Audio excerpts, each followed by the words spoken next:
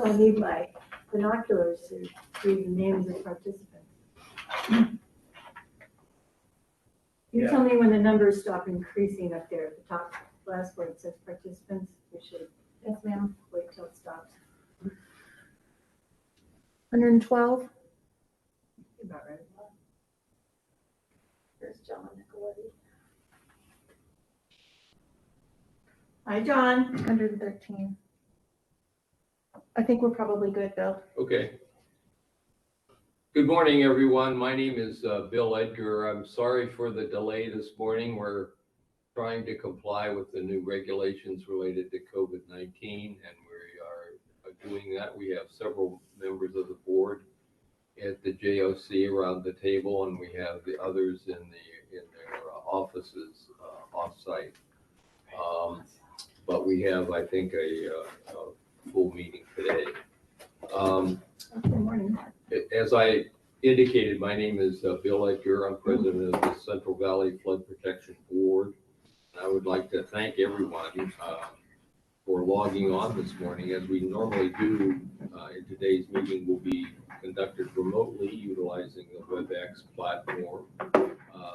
This conference meeting constitutes the board's regular business meeting for the month of December 2021. Again, thank you very much for logging in this morning. We very much appreciate you taking the time out of your busy schedules to be with us. Since we're now experienced in these virtual meetings, although we're trying to establish a new protocol today in accordance with the governor's directive, we're not going to spend a lot of time going over the details again. However, our staff will be able to assist anyone who needs help. Please contact Ryan Jones, our board clerk, or Leslie Gallagher, our executive officer, or a member of the staff who will help you or assist you if you need help. Please contact them by text or cell phone if you want. They'd be glad to assist you if you need directions.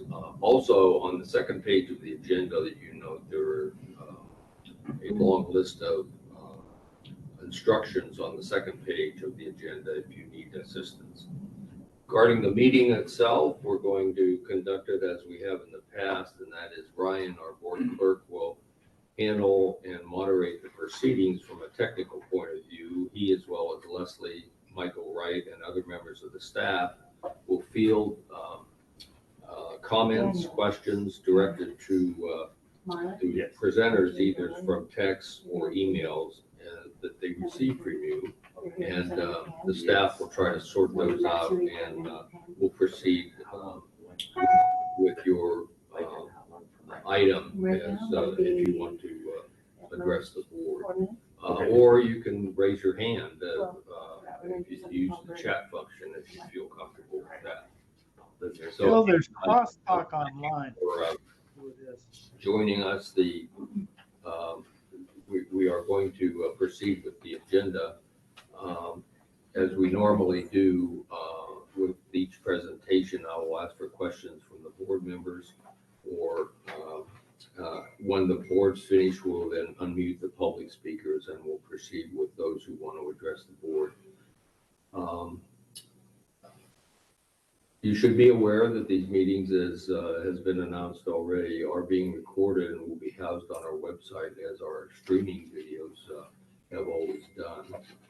We'll be probably taking a few breaks during the meeting this morning, and Ryan will place a sign on the screen indicating that the board is on a break and the estimated time that we'll return.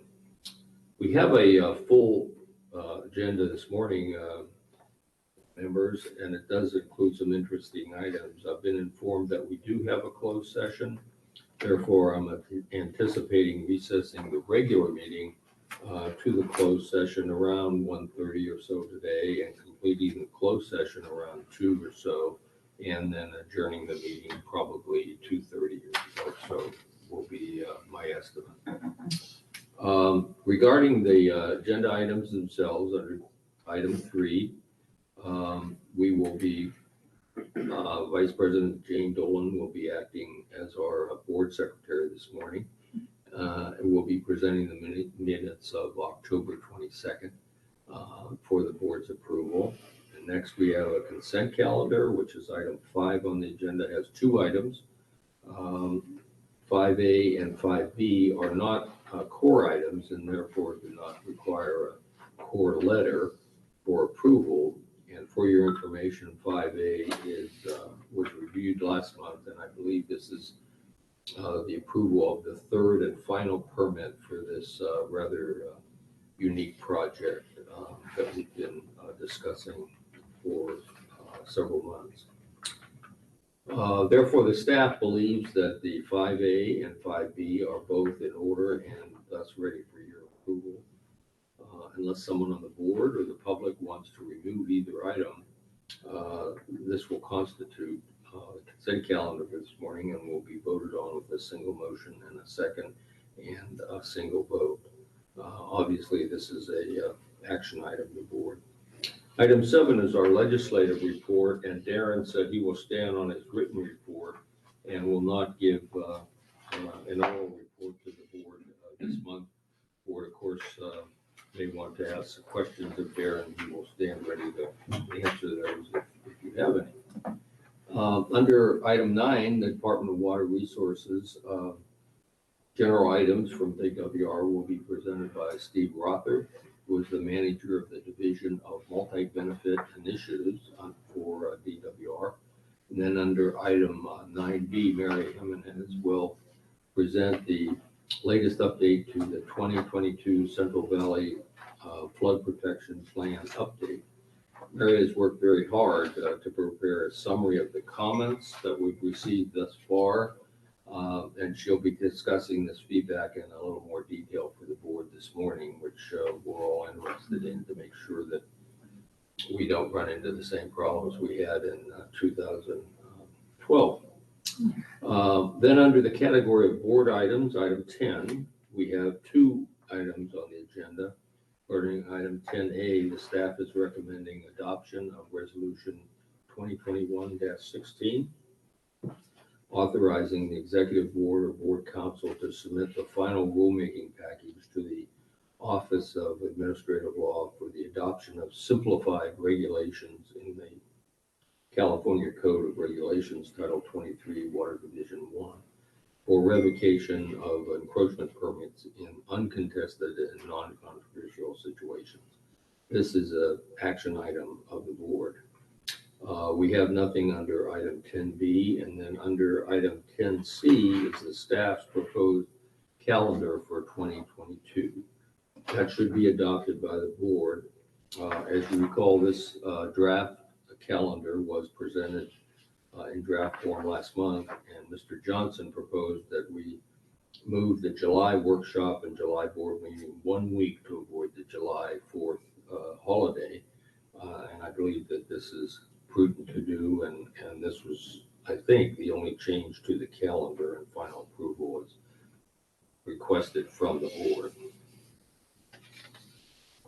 And then we have our usual executive officers report, including the informational staff reports for the board's review, and we also have the normal board comments. Just get that pen looking. After the board calendar. Oh, I'm sorry. This is JDD. Yes, the feasibility study of the SJPB will be presented. As you're probably aware, the welcome and introductions announcements on our agenda this morning, and 3 items will be covered under that item. First is the welcoming remarks, which we've already done, and then next under item 1, there are also introductions and announcements, and Leslie's indicated that she has 2 introductions of new staff at this time. So Leslie, appreciate it. Yes, thank you, Mr. President. Good morning, everyone. We are pleased to announce that we do have 2 new staff with us today, both in the environmental services section. Angela Wynn-Tan, who is a senior environmental scientist. She joins us at the board with significant regulatory permitting and CEQA compliance expertise. She gained at the state and regional quality control boards for the past 12 years. Her work at the water boards included some familiar projects, such as the American River Common Features and multi-benefit integrated water projects under Eco Restore. And I see Angela on the screen, so if you want to wave to everyone, say hello. We also have Jamie Silva, a senior environmental scientist, who also joins us from the Department of Water Resources, Division of Integrated Science and Engineering, formerly called DES, where he worked in project management on all aspects of the multi-benefit project delivery, including permitting, CEQA compliance, restoration, technical support, implementing special studies, and outreach and engagement with stakeholders. So we welcome both of them and look forward to working with them at the board. Great, welcome. Welcome, new staff. It's always a pleasure to welcome you and welcome aboard. We look forward to your work with the board. Thank you. Okay, at this point, we have two resolutions to consider.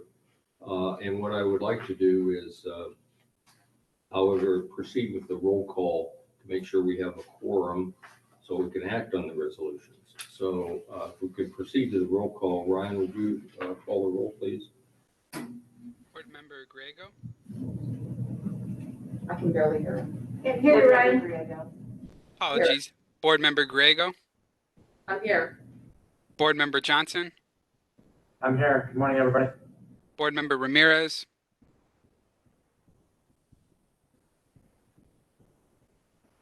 Tim, Board Member Ramirez is here.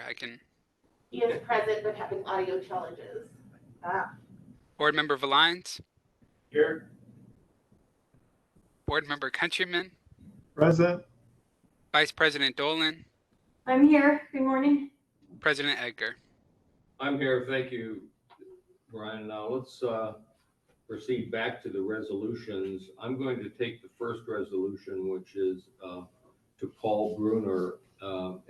Paul, you're with us this morning, and of course you had your actual day on in Yuba City, where we are in Marysville, where we at the Yuba City County Building, where you had a day where people came and presented items, and we made some remarks, as well as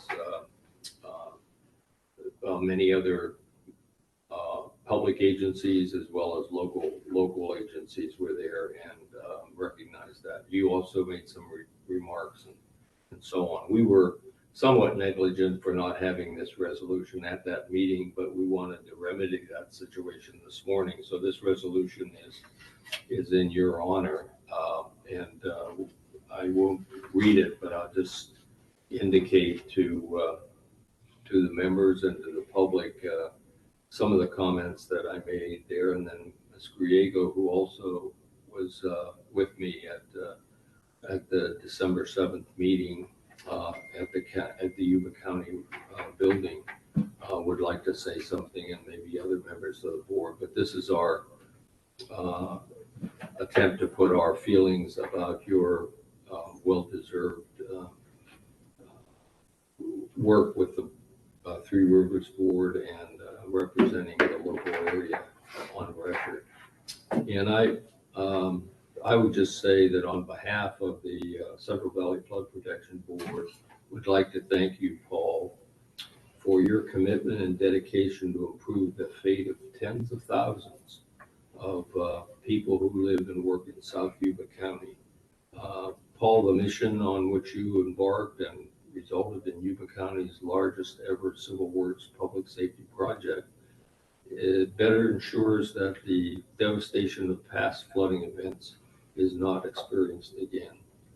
During your time with Trillia, Three Rivers Levee Improvement Authority, you set the standard for other regional flood control agencies on many levels, but most especially dealing with challenges, issues. A few that come to mind are land acquisition for setback levies and working with the state on right-of-way issues, partnering with tribal governments on appropriate and sensitive handling of cultural resources, navigating permitting issues and threaten to upend the project, such as the Corps' permits for setback tie-ins, and developing a creative solution that allowed work to continue.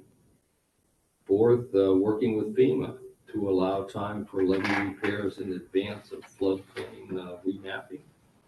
And five, being on the front end of a state granting funding, which turned a $40 million local investment into more than $300 million in state funding. And finally, just comes to mind, establishing a criteria for the 200-year level of flood protection where none had existed before, but which later became the model for the state criteria. I personally would be remiss if I didn't mention that you were on the leading edge of implementing multi-benefit projects, not as mitigation, but as ecosystem restoration. You so beautifully leveraged your environmental engineering background to make meaningful improvements beyond those just for public safety. When I was the director of Sutter Butte Flood Control Agency across the river before assuming my current position, I often pointed across the river to highlight what could be accomplished when you refuse to just take no for an answer. You have said many times, you just need to get started. The rest will come.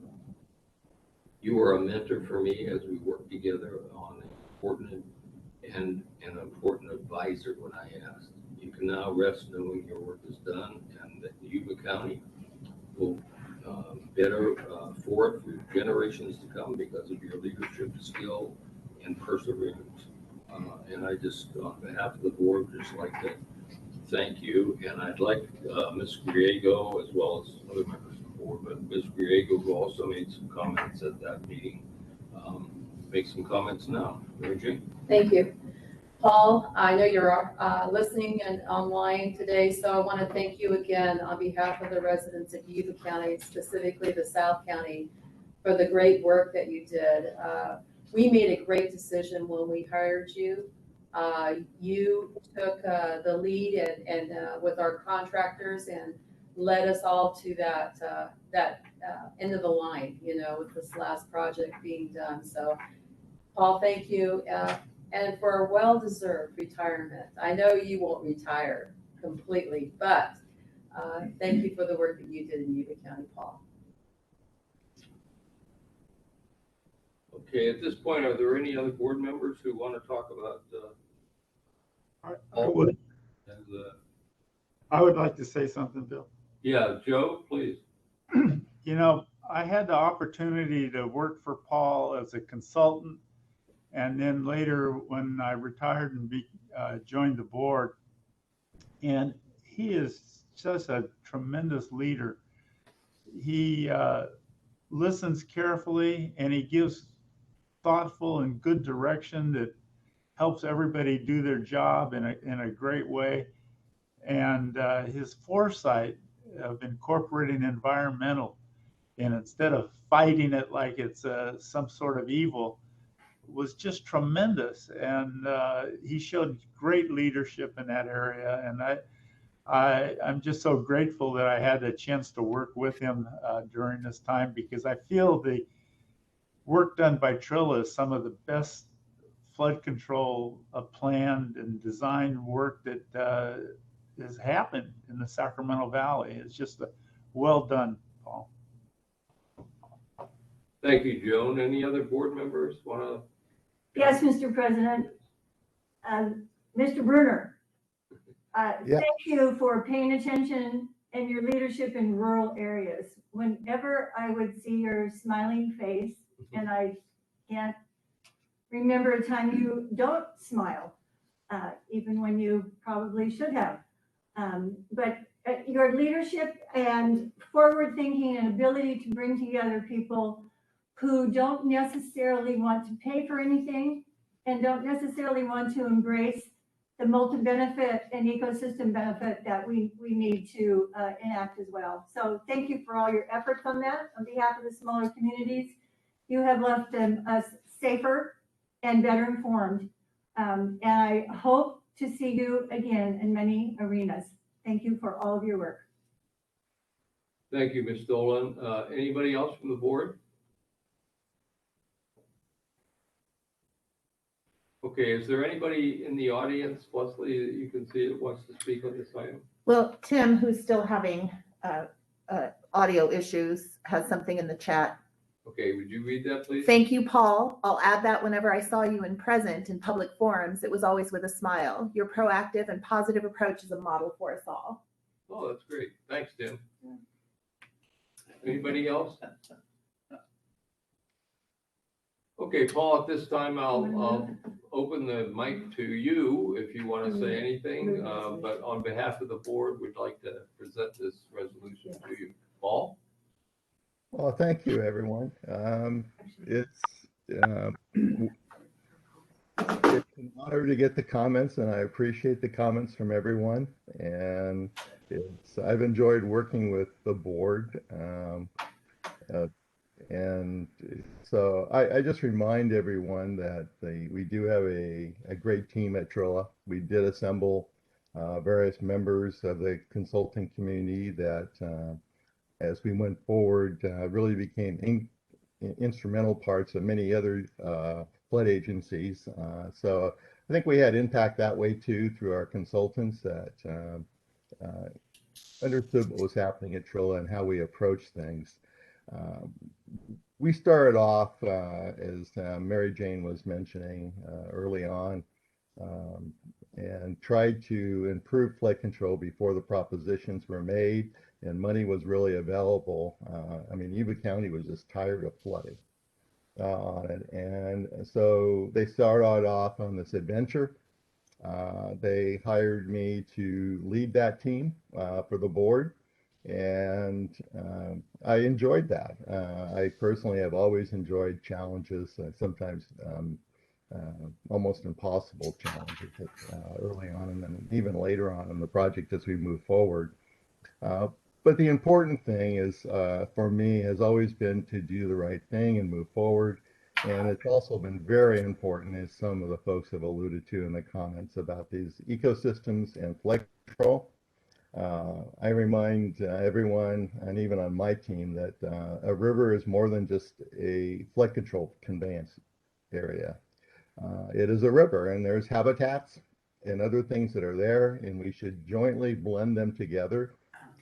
And I've tried to do that throughout my career, so that's really been very important. I think Three Rivers model of setback levees. We have two major setback levees that are there, are probably unequaled in the flood control system on it, and it's not by accident that they're there. But I have thoroughly enjoyed working with the board. I have to mention to Joe, I did enjoy the short time that we shared King's tickets as we went through that and before time, and hopefully the Kings do better. You weren't smiling some of those times, though. No, it's a tough time, even this year, Joe. You know that on it as we deal with that, and I still have my tickets, so you can tell I'm a glutton for punishment as we go through this. But I've enjoyed working with the Trilla board, the team, and then to push and the challenges to go forward. I think there's a great opportunity to improve things going forward. I would encourage folks to keep pushing.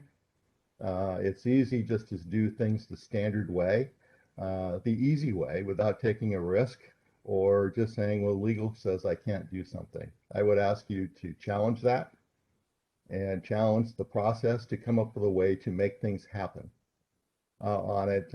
We only have a short time to do it. If you believe the warnings on ecosystems and global warming and all that, you don't have much time. If you say you're going to come back in 10 years or 5 years report, if you listen to one side of the story, it's already over on it. So you don't have a lot of time. And I would encourage everyone to keep on pressing forward, keep the oars in the water and move forward. So I appreciate the honor and thank you. And Mary Jane, I do plan to stay around, and I don't think my temperament and my personality is such just to say goodbye and go forward. Although it's tempting with, I do have 5 grandkids now that I thoroughly enjoy, and family is very important to me. So thank you very much. Thanks very much, Paul. We appreciate those comments. Make the motion. At this time, I'd like to have the board move and second and adopt resolution number 2021 honoring Paul Bruner for his service to flood control in the valley. I'd like to make the motion. Okay, moved by Griego, seconded by Dolan, Dolan. All in, well, let's see, let's call the roll, Ryan, please. Board Member Griego, Yes. Board Member Johnson, Aye. Board Member Ramirez. Board Member Ramirez said aye. Board Yes. Member Valines, Yes, and thank you, Paul. Board Member Countryman,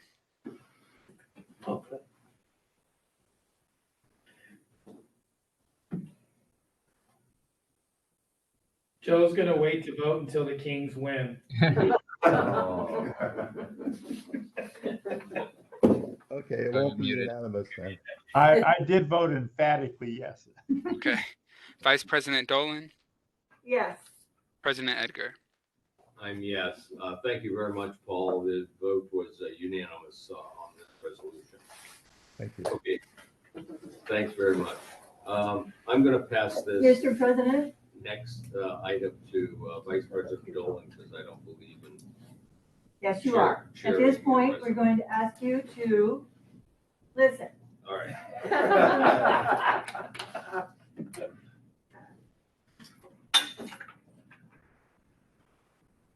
I didn't wish to do this, but I have assigned myself to lead this part of our agenda because the board and many others wish to take this time to express our very deep gratitude and thanks for the leadership of President Bill Edgar. We have a number of people who have contacted the board, state and federal officials and other stakeholders who worked with Bill Edgar who wish to speak. So we're going to do that first. We have 14 people that we will call on. Then I will see if there are any others who want to give brief comments. Then we will have the board give presentations. And then we may or may not invite our president to speak. So let me just give you an indication of the folks and the order who want to join us in honoring our president. Congresswoman Matsui, Congressmember Garamendi, Senator Pan, Assemblymember Cooper, Mayor Steinberg, Nancy Vogel of the Resources Agency, Chris Janelle of DWR, Colonel Hondura, Safeguard Chair Jeff Harris and Rick Johnson, Paul Bruner, again, Sajafka, San Joaquin, Chris Elias, Sutter Butte Flood Control, Mike Bissett, Kim Floyd, who is always there with them as well, Flood Control Association, Scott Sapiro, and retired Flood Board member Clyde McDonald. So that's your order. I know you'll remember. Is Congresswoman Matsui now available? I'm pulling up the recording that she provided right now. Thank you, Ryan. We are always honored that she's able to take time for these because we are so thankful for all of her efforts. Hit play.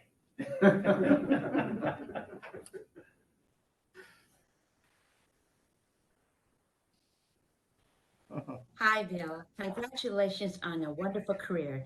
You've been an inspiration for our region, a champion of our flood protection, and a great friend. Over your years in leadership, it has been a pleasure to work together to make Sacramento a safer, more secure place for us all. From your years as Assistant City Manager and City Manager to the present day, your work has always shown a love and dedication to our community.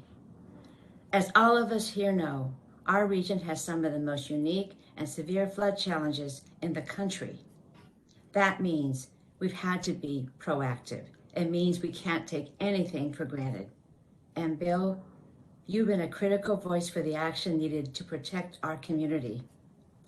Through your innovation and hard work, we've taken a forward-thinking approach that has resulted in one of the most advanced flood protection systems in the country, and one that serves as a model for communities looking for the same level of protection.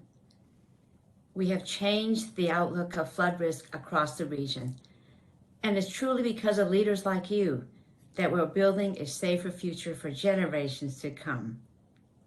We'll all fight on to continue your legacy, and again, congratulations, Bill, and thank you for everything you have done. Thanks, Bill. Thank you, Congresswoman.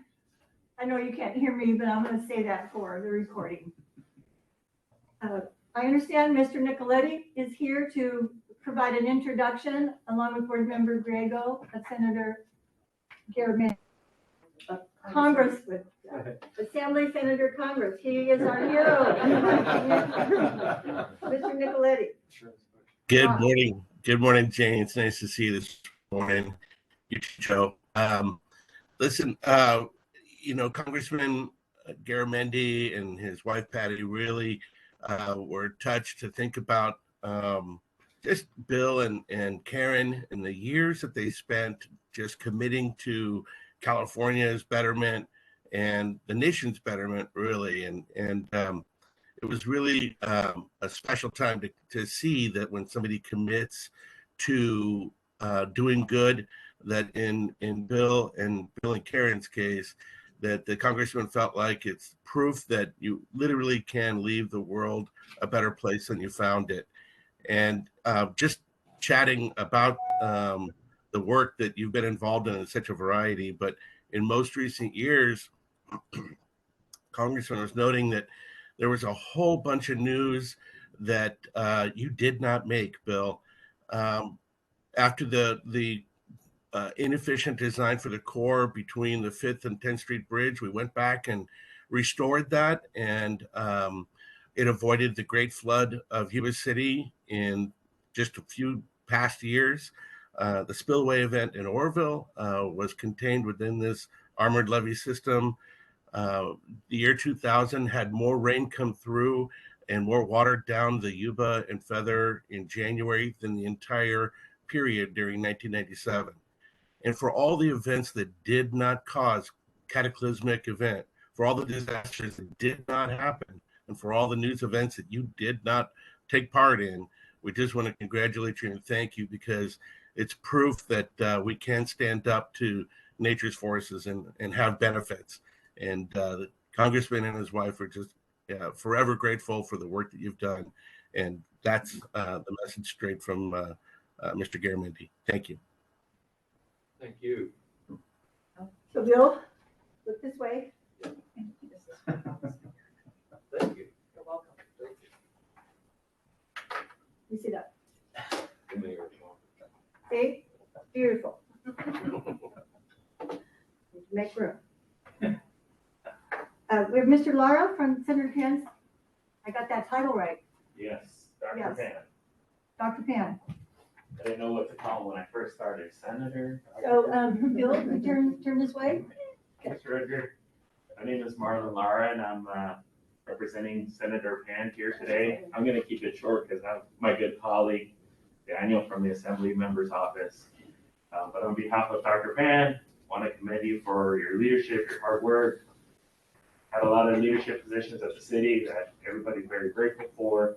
And I staff a lot of the water and environmental issues at the state. And I know the work that you do here really helps out all of our communities. On behalf of Dr. Pan, I wanted to give you this resolution to honor your hard work and commitment, and it's a pleasure to meet you here today, and happy retirement. Thank you for your service. Thank you.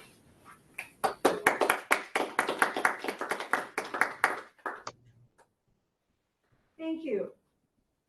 Assemblymember Cooper by Mr. Washington. And then you, Mr. Mayor. All right, I'm going to be assisted by my colleague here, Mr. Soon. Good morning, board and Mr. President. Congratulations on your retirement. Again, my name is Daniel Washington, here representing Assembly Member Jim Cooper, represent the 9th Assembly District here in the state of California. So, Mr. William Edgar, outgoing president of the Central Valley Flood Protection Board, has demonstrated in his service to the organization and through his involvement in the local community an outstanding record of personal and civic leadership. And upon his retirement, he is deserving of special honors and the highest commendations. Be it here resolved by Assemblymember Jim Cooper and the 9th Assembly District in the state of California that the Assemblymember takes great pleasure in commending Bill Edgar for his leadership he provided to the Central Valley Flood Protection Board during his tenure as president. And he commends him for his exemplary record of achievements in business and community service, and expresses his sincere best wishes for continued success in the years to come. Congratulations. Thank you very much.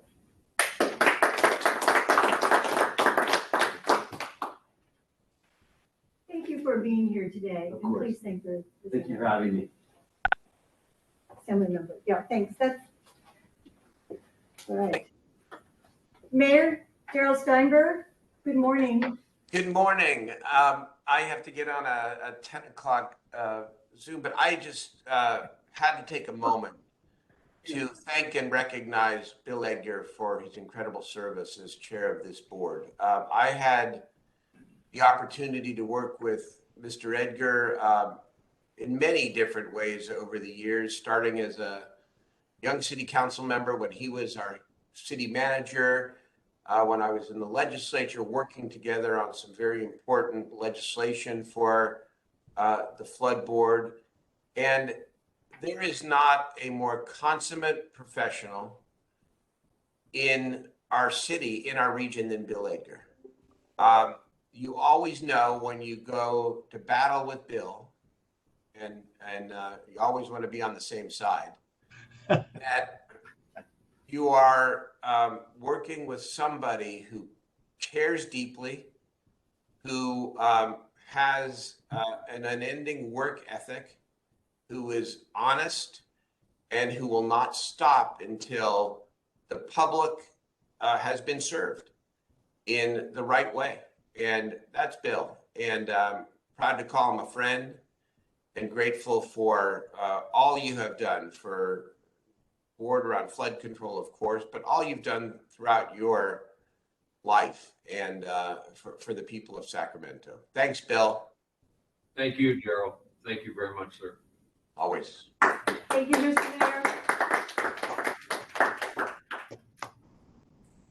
Thank you for taking your time. We kind of had to wrangle when we fit you in. Appreciate it. Thank you.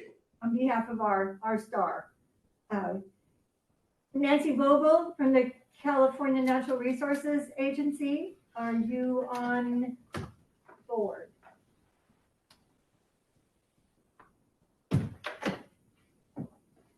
I know the colonel's on if you want to go to him. Okay. Well, Chris would be next. It's the colonel next. It's actually Chris. Oh, can we? Okay, sorry. While we wait for her to appear, let me, Colonel Handora, are you ready? Hey, I am. Can you hear me? Sir, your turn. Okay. Hey, good morning, members of the board. Hey, Colonel Jim Honduras here, Sacramento District Commander, Corps of Engineers. Really my honor today to recognize and thank President Edgar, who has been involved in every major flood protection and flood risk management conversation in the region for more than 4 decades. From his time at the City of Sacramento to his pioneering leadership roles with the Sacramento Area Flood Control Agency and Sutter Butte Flood Control Agency, and his appointment to the Central Valley Flood Protection Board, President Edgar has put our local communities first and has kept conversation about flood protection front and center in the Central Valley and beyond. For President Edgar, flood protection is not just about learning from the past. Under his leadership, the Central Valley Flood Protection Board has also made proactive and multi-purpose planning an indispensable part of the state's partnership with federal and local authorities. The Central Valley Flood Protection Board plan from 2012 forward is the prime testimony for that forward-looking vision. We are grateful for his leadership in partnering with USACE to advance some of the most important and innovative and consequential studies and projects to fortify our flood risk management facilities and expand ecosystem restoration opportunities in the Central Valley. He and his team have been instrumental in working across all levels of government, federal, state, and local, to fund and maintain the region's flood systems and features. Because of his energy, dedication, wisdom, and leadership, we are all better off today to face the challenges of tomorrow. On behalf of the U.S. Army Corps of Engineers, I'd like to thank and express our sincere gratitude for President Edgar and our best wishes for a well-deserved retirement. I have in front of me, it's maybe hard to see, it's a minor that we will provide to him as a small token of appreciation. So this is not just a virtual gift, President Edgar, we'll get you this in person. This harkens back to our days when the district started. So post California Debris Commission, and then we started out as an offshoot of the San Francisco District Corps of Engineers.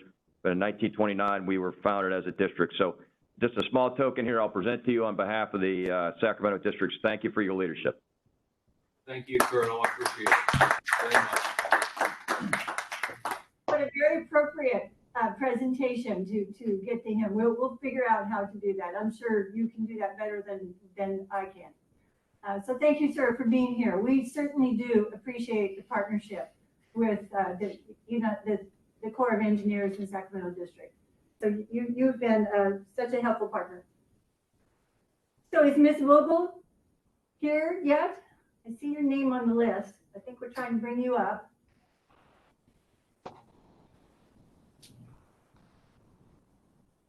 I'm thinking not. So Mr. Chernell, Deputy Director for Multi-Benefit, other things, are you ready? I am ready. Can you hear me? I can hear you. It's your turn. Welcome. Wonderful. Thanks for the opportunity. President Edgar, it's a big pleasure to be here today. I'm not just speaking for myself, but on behalf of Director Namath, Lead Deputy Director Cindy Messer, Deputy Director Gary Libner, and really the entire executive team at the California Department of Water Resources. Not enough time here to really convey to you how important our partnership has been and how much we appreciate everything that you have brought to this position over the last number of years. So I will keep this short, but take it all seriously, take it as fact, unquestionable, and I do hope that there'll be plenty of more opportunity in the future to really just communicate to you how important you really have been and how much you have given through your public service, which is so clearly really part and parcel to who you are. So I'll keep it short, but what I do want to say is that through and through, from the beginning of my working with you and really all of my colleagues as well, there is very clear agreement that you've been an advocate and a champion for things that would have absolutely suffered without an advocate and a champion for them. What are those things? A couple pieces come to mind. Good government, balanced approaches to decision-making, the natural world and the environment, fairness, reason, and a broad and systematic view of the system that is the flood universe in the Central Valley of this great state.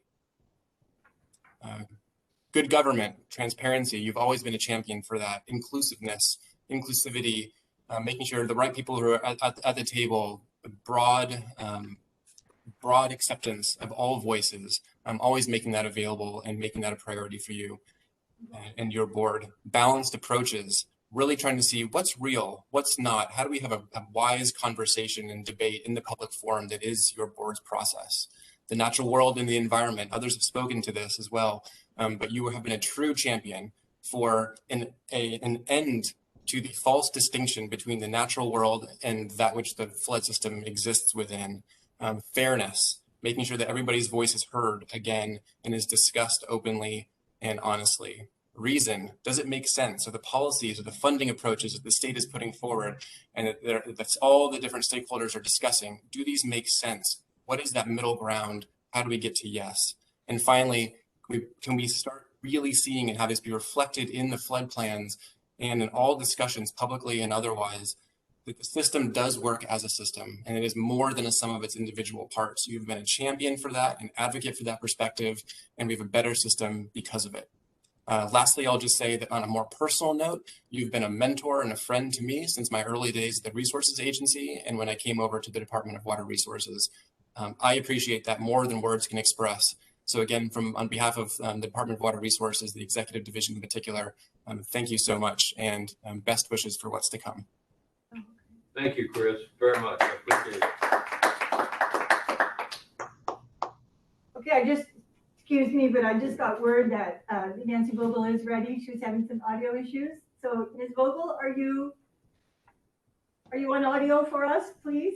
I hope so. Can you hear me? I can. Welcome. Oh, wonderful. I'm sorry. I'm a technical idiot. And I'm calling the good to help me. So I'd like to, on behalf of Secretary Wade Crowfoot of the Natural Resources Agency, read a letter that I hope he sent to Bill yesterday. And it says, "Dear Bill, on behalf of the Newsom administration and millions of Central Valley residents, thank you for lending your leadership skills to the Flood Board these last 9 years. You gave freely and tirelessly of your time and energy to help protect the region from catastrophic flood, and we are grateful. When you accepted appointment first as a member and then as president of the Flood Board in 2012, you were well suited to lead the board, given your decades of work managing the city of Sacramento through the 1986 flood, when the city narrowly avoided disaster. 2 years later, you took the helm as the first executive director of the newly created Sacramento Area Flood Control Agency. And since then, SAFCA has steadily improved the capital region's ability to manage flood.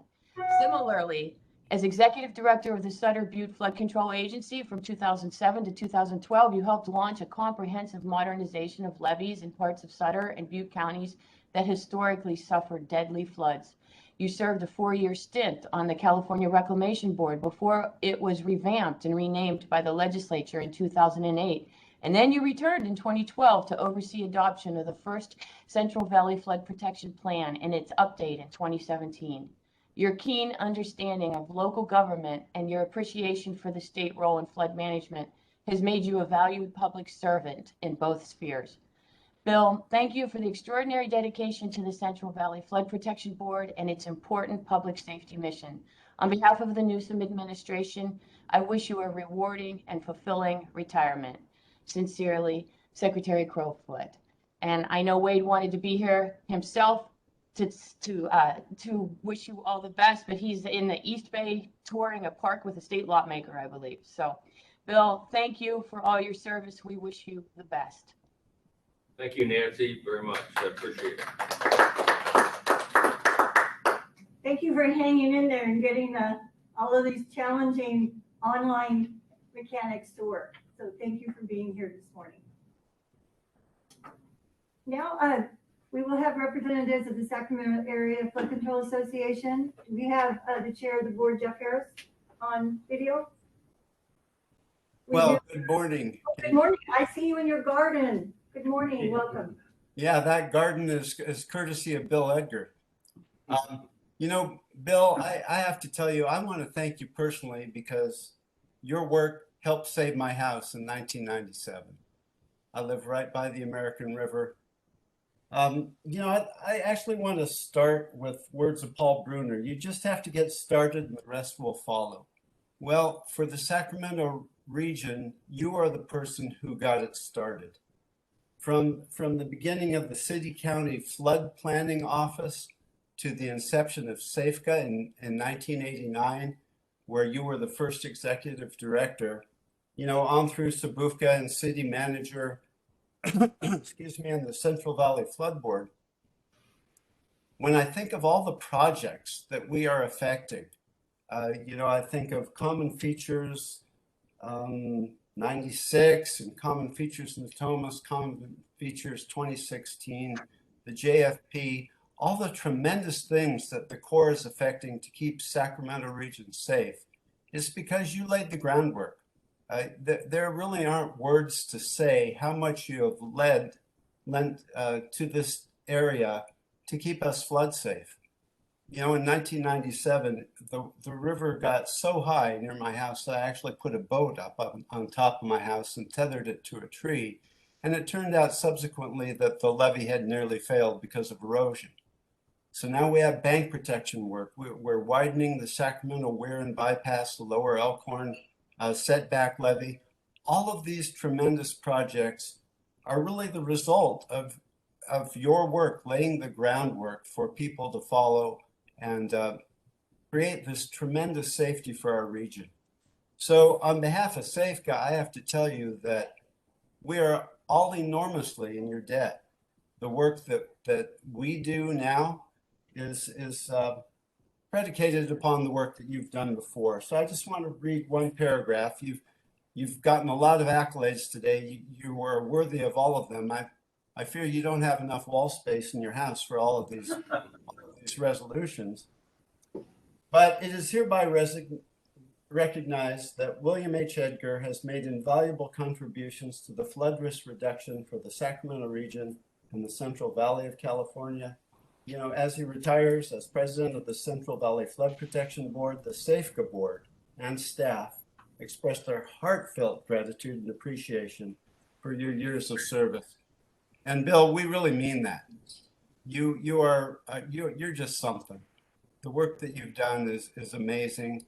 And more personally, again, I've enjoyed every conversation that I've had with you, and I've benefited greatly from all of them. So we wish you well in retirement, sir. Thank you, Jeff, very much. Those words mean a lot. Thank you. And if you would turn to your right, there's a gentleman there who also wants to talk with you. Thank you, Bill. One thing I did want to mention, after the A6 flood event, the city and county of Sacramento formed this office and directed Bill in January of '89. He was given the task to create a flood control agency, just out of nothing. And we held our first meeting of Safeca October that same year. So that alone, besides everything else we've done, just creating an agency in just a few months and then making it functional to grow to where we are today, that's impressive. And I appreciate you setting our foundation that has allowed us to do what we're doing still. So thank you very much, Bill. Thanks, Rick. That means a lot. Thank you, Mr. Rick Johnson, Executive Director of Safeca. Thank you, Council Member Harris, and also Chair of Sacramento Area Flood Control. Thank you for being here. Appreciate your remarks for our bill. It is my pleasure. Thank you all for listening. We are more than halfway through. We will now return to Mr. Bruner of Three Rivers. All right. Well, good morning, President Edgar and fellow board members again. I really do appreciate the opportunity to share a few comments here for Bill, and I will keep them brief. I am here today on behalf of Three Rivers and the residents of Yuba County to offer President Edgar our congratulations on your retirement, and we wish you the best in your future adventures.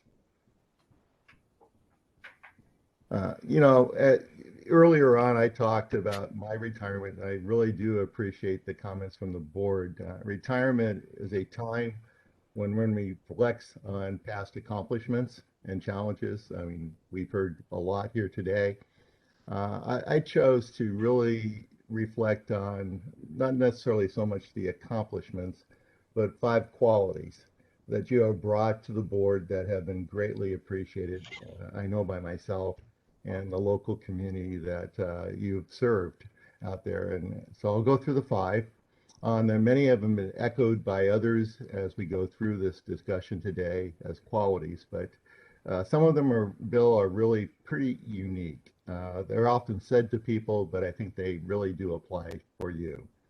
The first one is leadership, that is thrown around a lot at times, but it really conveys to me the messages of really bringing the team together, working with the spirit of cooperation and pulling everything together.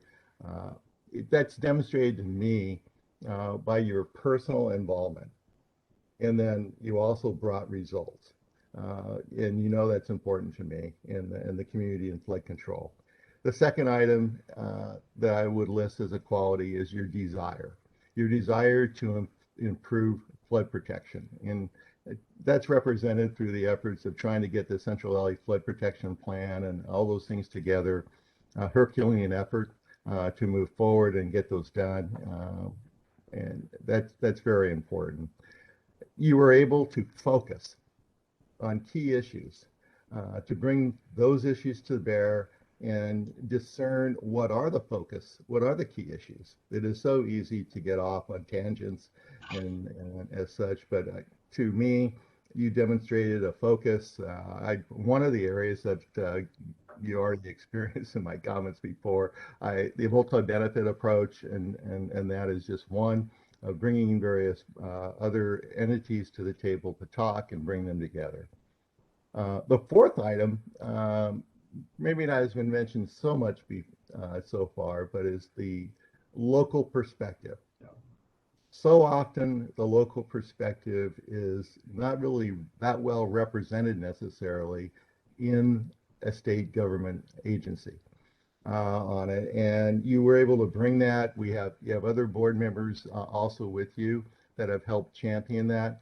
But to me, you really did represent that. You brought together issues that when we were out working on issues from the local flood community, you saw what was happening. It could be from mundane issues like inspections and that, and you thought about the burden on the local community and how we're going to actually do it and respond.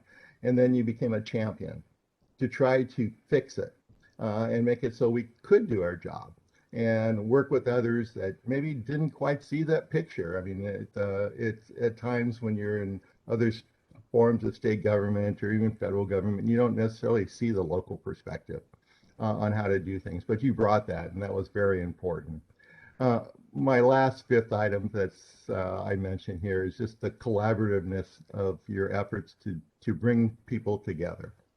You were able to do that on many forums and different things on very contentious issues. The prime example of that was this coordinating committee meeting that you created. You brought together various diverse areas to just have them have a chance to talk and potentially at times to realize they weren't that far apart in the first place. But you were able to do that and create that forum. I think that produced a lot of value of cutting across issues that would not have been solved. And then personally, this will be one of my last official acts as the TROA Executive Director. So I really wanted to let you know that your efforts have been appreciated and that they, to me, really important, have made a difference. So it has been a pleasure to have worked with you and known you, and wish you best in retirement, Bill. Thank you. Thank you very much, Paul. Appreciate those comments. Thank you. Thank you, Mr. Bruner. Thank you. Took the words right out of our mouths. Appreciate it. Is Chris Elias from the San Joaquin Flood Control Association available? Yes, I'm here. Good morning, sir. You're up. Good morning, President Edgar and members of the board. I'm really pleased to be here this morning. Chris Elias is my name, with the San Joaquin Area Flood Control Agency. I'd like to make some just very brief remark. On behalf of our agency, Bill would like to warmly congratulate you on your retirement as president of the Central Valley Flood Protection Board. This marks a very important milestone in your career of public service. President Edgar, you've actually earned your retirement. So our wish for you is long, healthy, and happy life. When I was hired by SJAFCA a few years ago, you and Leslie were gracious enough to host Scott Shapiro and I to a meet and greet in your office.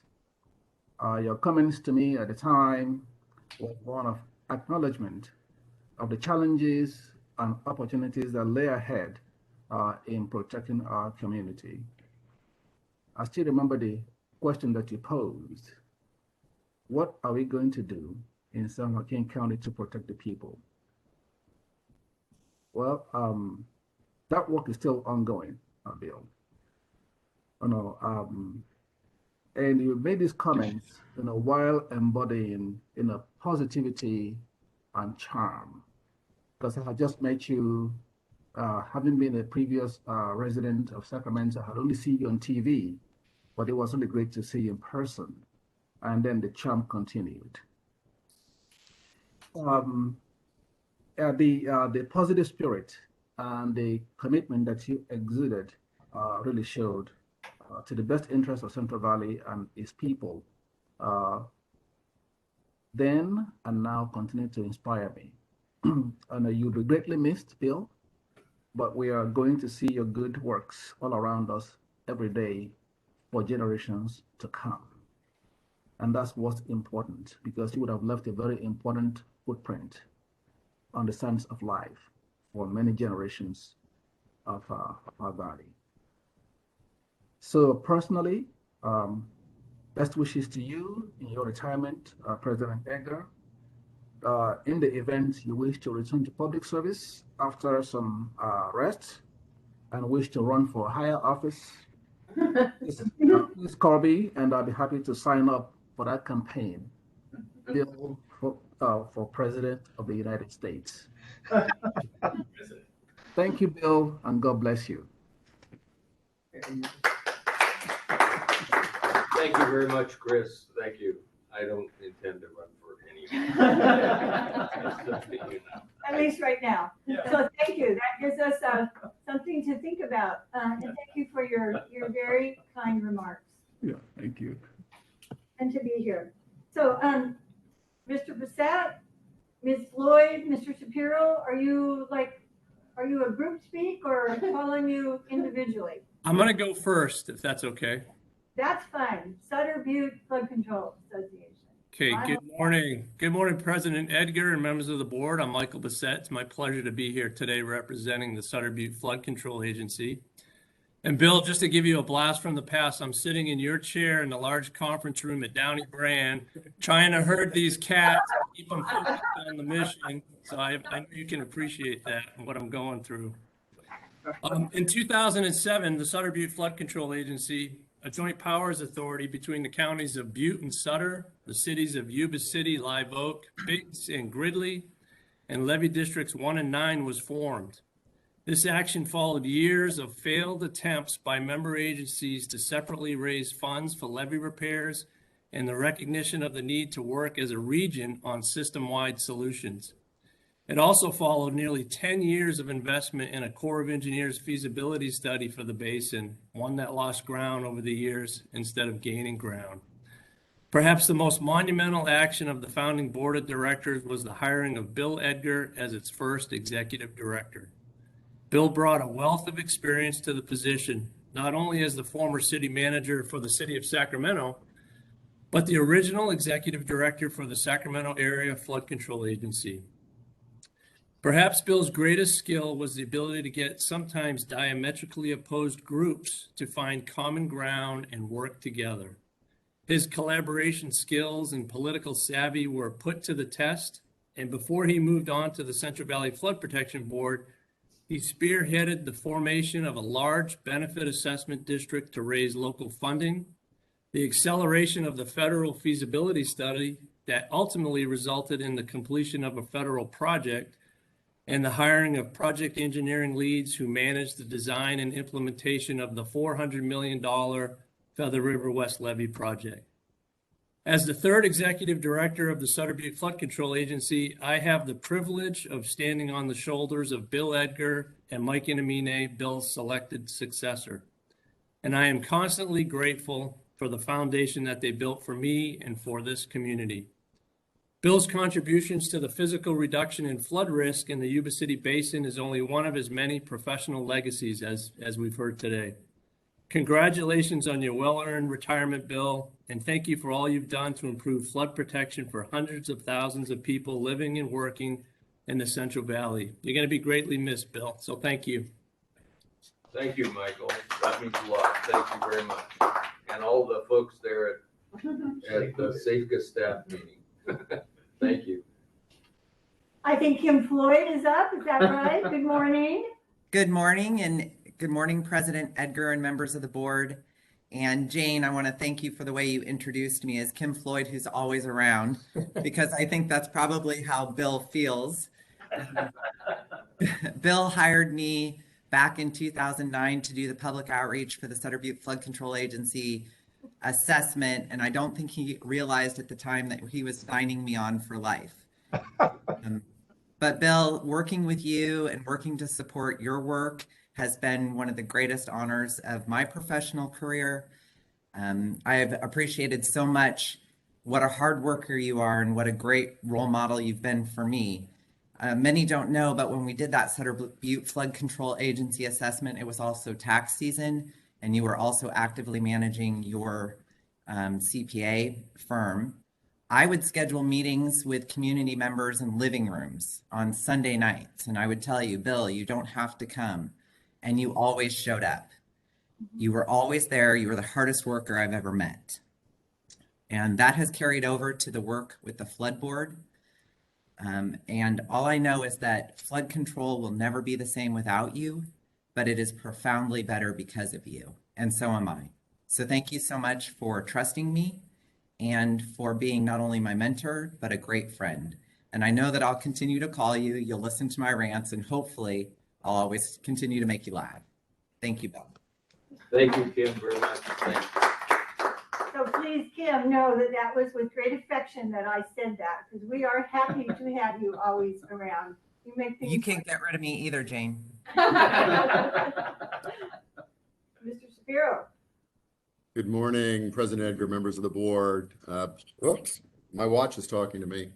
It's really a pleasure to be here this morning. I'm speaking on behalf of the California Central Valley Flood Control Association, and Melinda Terry and Rick Reinhardt and the entire board of directors.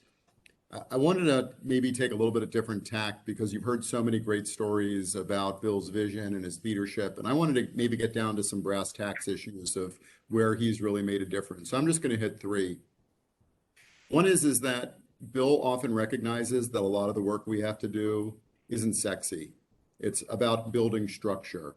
It's this staff meeting that Michael Bissett mentioned where we got together every Friday for an hour and a half and worked through issues, and Bill always invested the time that he had and that his consultants and his team had in getting together and figuring out how we made projects actually happen. He built structure very effectively, and that structure survives to this day in every organization he's been in. I guess the second brass tacks item I'll mention is that in his role as president of the board, he has always found it important to remain connected to the locals. Kim talked about when he was with Sabufka and all the living room meetings, and that didn't change when he became president of the Central Valley Flood Protection Board. A few specific examples, just a few weeks ago, Bill traveled up to Marysville to sit at the Three Rivers Levee Improvement Authority meeting and to offer a resolution to Paul Bruner on his retirement. You know, that extra hour drive up, an hour drive back, and sitting there for an hour or two was not something he had to do. He could have phoned it in. He could have done it by video, which I actually ended up doing from an airport in Washington, D.C. But he took the time to go. It was important to touch the locals. He came to the board meetings of the Central Valley Flood Control Association when we asked him to. He and Jane and Leslie would show up and take the time to do it. And that effort to actually reach out and stay connected was another brass tacks thing that he brought to his role as president. And I guess the final thing that I wanted to mention was perception. Bill was very aware of the importance of perception and how we proceeded.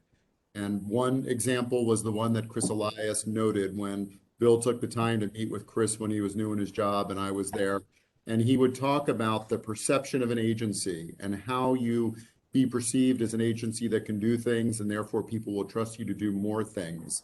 I'm remembering back to 2008 when Andrea Clark and I interviewed with Bill when he was executive director of Sabufka, and we remarked to him that the Sutter Basin didn't have the best reputation at the time. It didn't have a reputation for being able to get things done. And his response to us was, that's why you have to join the team. We have to change that perception. So Bill recognized that, and he really took each of these brass tack items and made organizations better when he was there, and we're forever grateful for it. So we are confident that the board will continue to thrive. No organization is a single person, and the board has lots of talent in it, but you will be missed, Bill. And I guess my final comment is I know how uncomfortable it is for you to sit and listen to all these accolades, but we appreciate the chance to tell you how we feel. And thanks for the chance to speak this morning. Thank you, Scott, very much. We appreciate it. Thank you, Sutter Butte. Thank you, Kim Floyd. Thank you, Flood Association, Scott Spiro.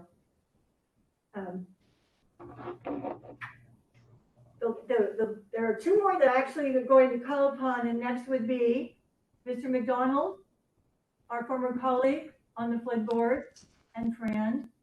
Clyde, are you ready? I'm ready. Mr. President, members of the board, and for those who don't know me, I'm a former board member. I came in with Bill about 10 years ago, although Bill had been there before. And when I came in on the board, one of the things that was very evident was that when Bill would run meetings, they were always very well organized, probably better than I have ever seen. Things just clicked along. It was just extremely well organized, very professional.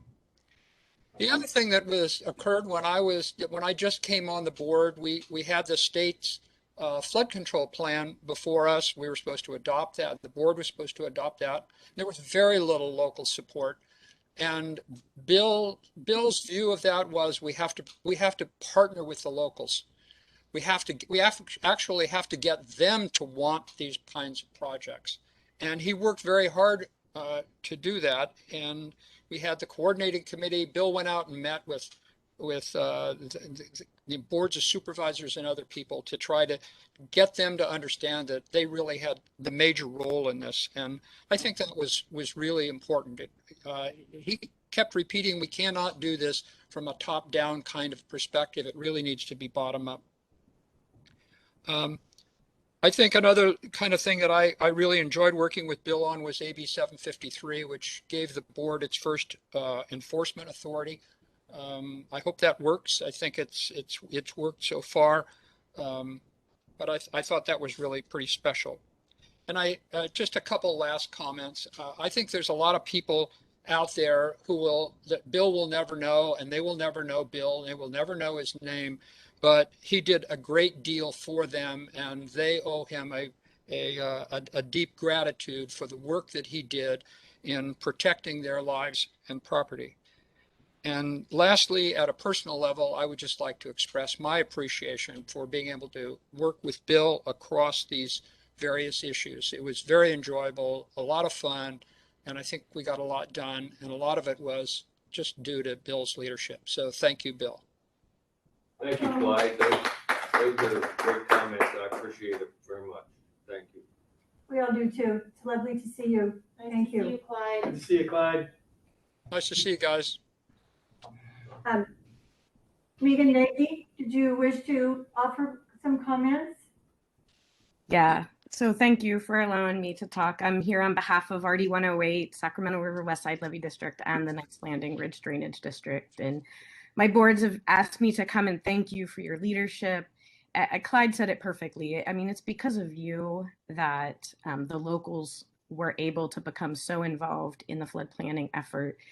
Our landowners came and spoke back in 2012 at those meetings and advocating that the locals needed to be a bigger part of everything, and you listened, and it's because of you that the regions have been so successful, and all of the support that you've given to the locals has been phenomenal. So you've really set the groundwork, and I know that it'll continue, but it's because of you. So we thank you. We thank you for understanding the local perspective and for giving us a voice. Thanks, Bill. Congratulations on your retirement. Thank you very much, Megan. Appreciate that comment. Before I ask board members for comments, I just want to say a couple things. We see that many people have left items in the chat, so we will be sure that those are saved and presented. So thank you for doing that.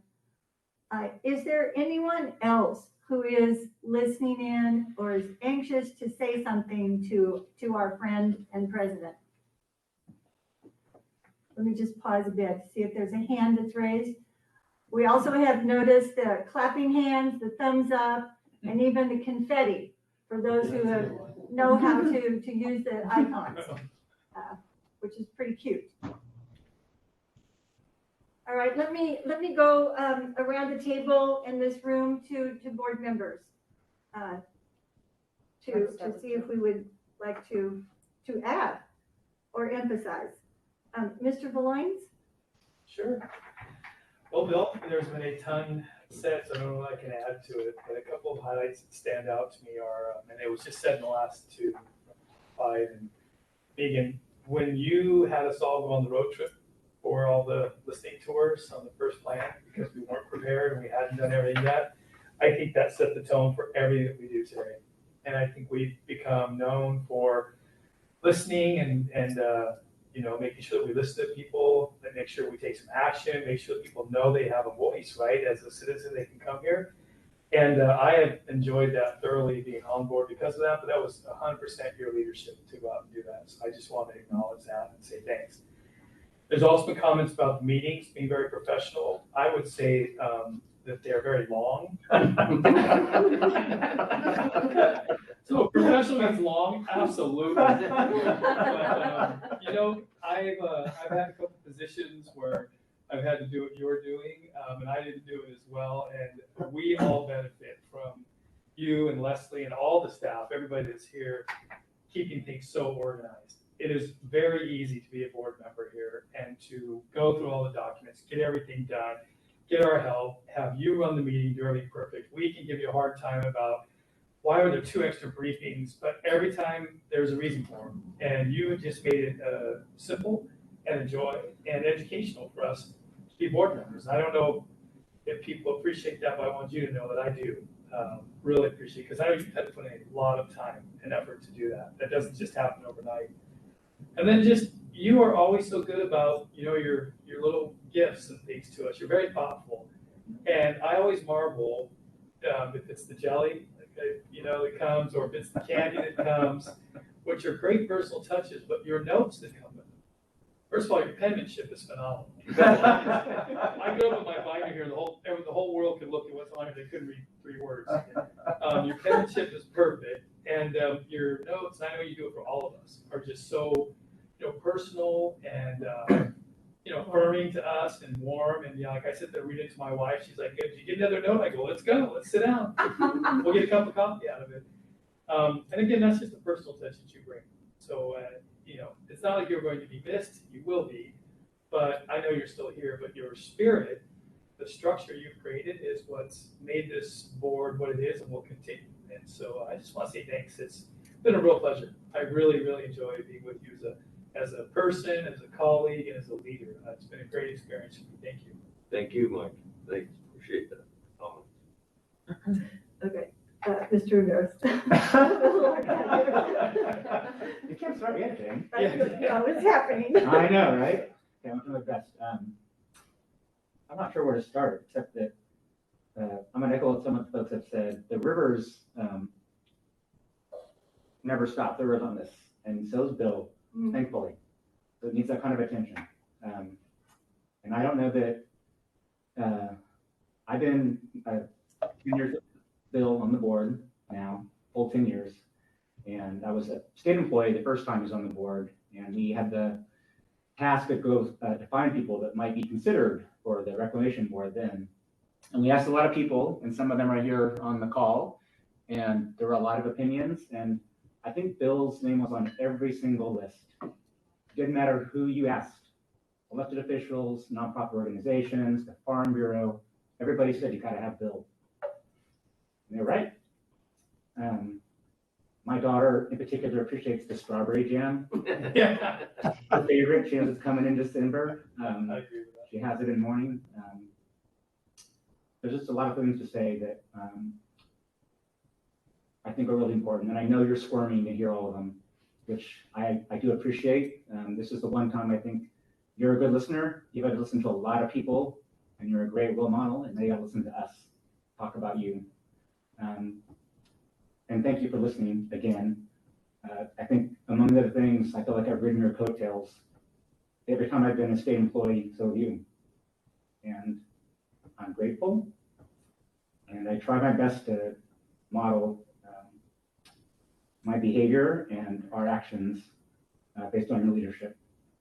respectful to everybody. Everybody's got something important to say.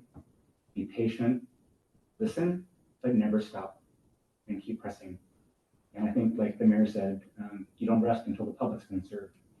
Not an individual person, but the public, all of us. And I think that's something that I'm always going to remember. Thank you. Thanks, everyone. Yep. Here. Mr. Johnson. Thank you, Bill.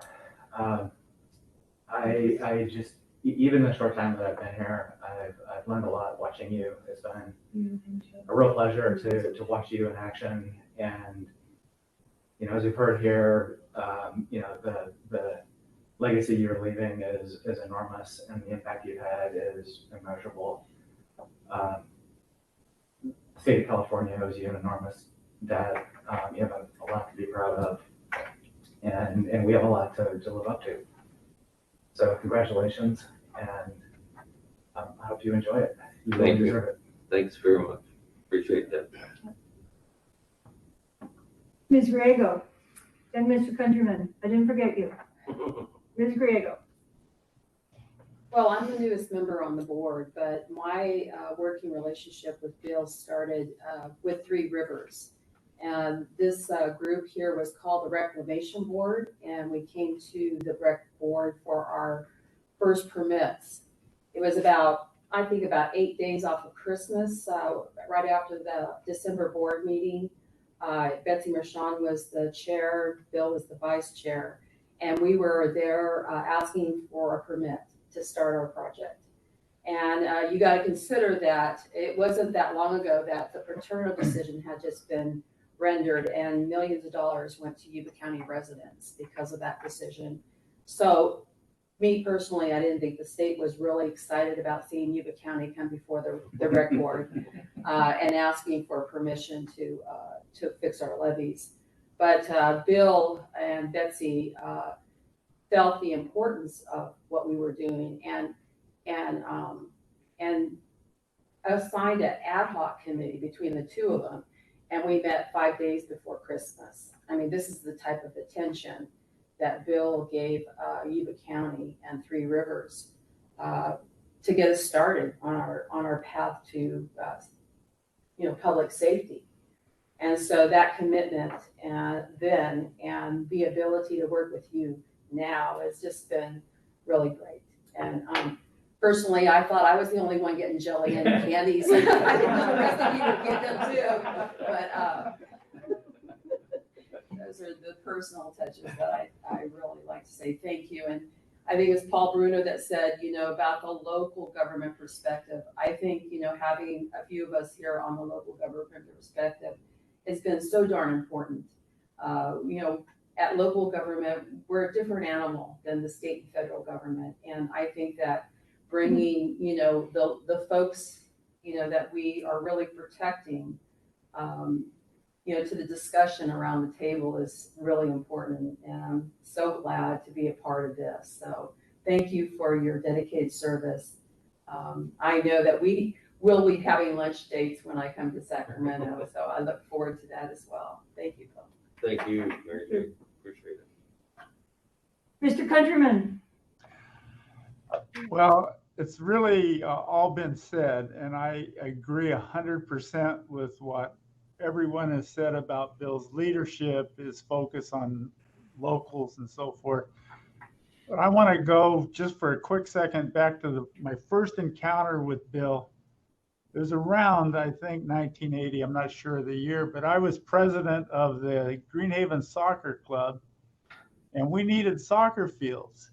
And there was a big empty lot at Garcia Bend that the city didn't have any money to develop. And so we were trying to work out where we could put the fields in and get somebody to maintain them. And there was no model for that. No one had that. We go to a meeting, my very time I met Bill Edgar, and he listened to the locals, the local soccer club, and said, we got to find a way to make this happen. We want the park, and if you guys can do the work to develop it, we'll find a way that we can operate and maintain it. And I'll be darned if we didn't make it happen. And little did I know at that time that same attitude I would run into again and again at Safeka, at Sabufka, at the Rec Board, and at the Central Valley Flood Protection Board. And it's just been a great honor to serve with Bill, and I'm very grateful for that. Thanks. Thank you, Joe. Thanks very much. Thank you. I will admit that I made some prepared remarks, but everyone who spoke today took the words right off my paper. We all have a story about Bill. I certainly knew somewhat who he was. I'm a newspaper reader. Even though I live in Chico, I pay attention to other communities and what they're doing. So when he showed up at the Butte County Board of Supervisors meeting with Michael Picker, to present to us after we had been struggling with many things, that there would be regional cooperation. And he said that in a arena of the state of Jefferson. And that we would work with local landowners to form an assessment district for people and property to be safe. And that's always been Bill Edgar's mantra. We will present property, we will do projects, and we will push forward so people and properties in California are safe. So there might have been 3 or 4 of us in the room, Bill, thought that was possible, but I offered help. You didn't need it. The things that people have said about Bill are things to underline, and our gratitude and appreciation for your leadership. Very often someone is described as relentless in not such a kind realm, but you've always operated in that relentless attitude with respect and kindness and gentleness. And we all know that you come from a pretty big and important urban area. They will agree with me on that. But your willingness and your respect to organize that partnership between the urban areas and the rural areas who may not have a voice and may not necessarily be overly cooperative all the time, but you bring us all together, and it's so, so appreciated. You are an amazingly loyal friend, and the focus that you have brought to this organization that was new, the focus and the energy you brought to create a positive outcome with that first Central Valley Flood Protection Plan, your organizing and energy and commitment to the coordinating committee, which set the tone for each update to be better, more collaborative. It includes stakeholders' input so that we can move toward implementation and not just talk. Should really be highlighted. We have a resolution, as does everyone. We want to be top on your wall, for sure. So we will present that, but first I would ask to see if we actually want to adopt it. So is there a motion to adopt the resolution honoring Bill? I'll make the motion. Motion by Board Member Griego. Can we all second it? Yeah, can we all second it? Seconded by Lyons, Ramirez, Johnson, and Dolan. So Ryan called the roll on that, so we have it formal. Board Member Griego, Yes. Board Member Johnson, Aye. Board Member Ramirez, A hearty aye. Board Member Valines, Aye. Board Member Countryman, Aye. Vice President Dolan, Yes. and President Edgar. An embarrassing, yes.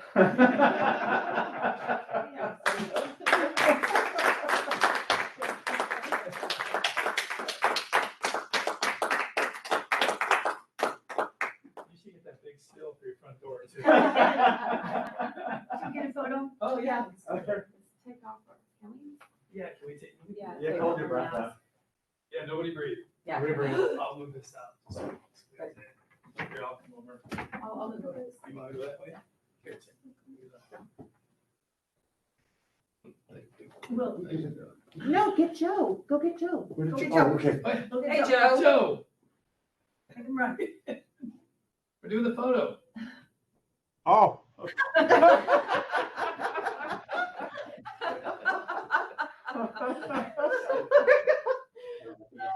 This world is crazy right now. You get in there, Leslie. No, No, it's the yes. board member. Oh, yeah. What the All right, hell? let's get to it. So for those of you who are still listening, when we finish with this, I'm gonna need a Kleenex and we're gonna take a 10-minute break. Right? Oh, our board president says 15, so we're gonna pay attention to him for another few weeks. How that tie go? Yeah, that's good. All right, everyone, Julian? smile. He's tired. Thank you. Go Bill. I gotcha. Thank you. Okay, it's 5 minutes to 11. We'll be back at 11:12. Thank you. Good job. Great job, Jane. Yes. Yeah.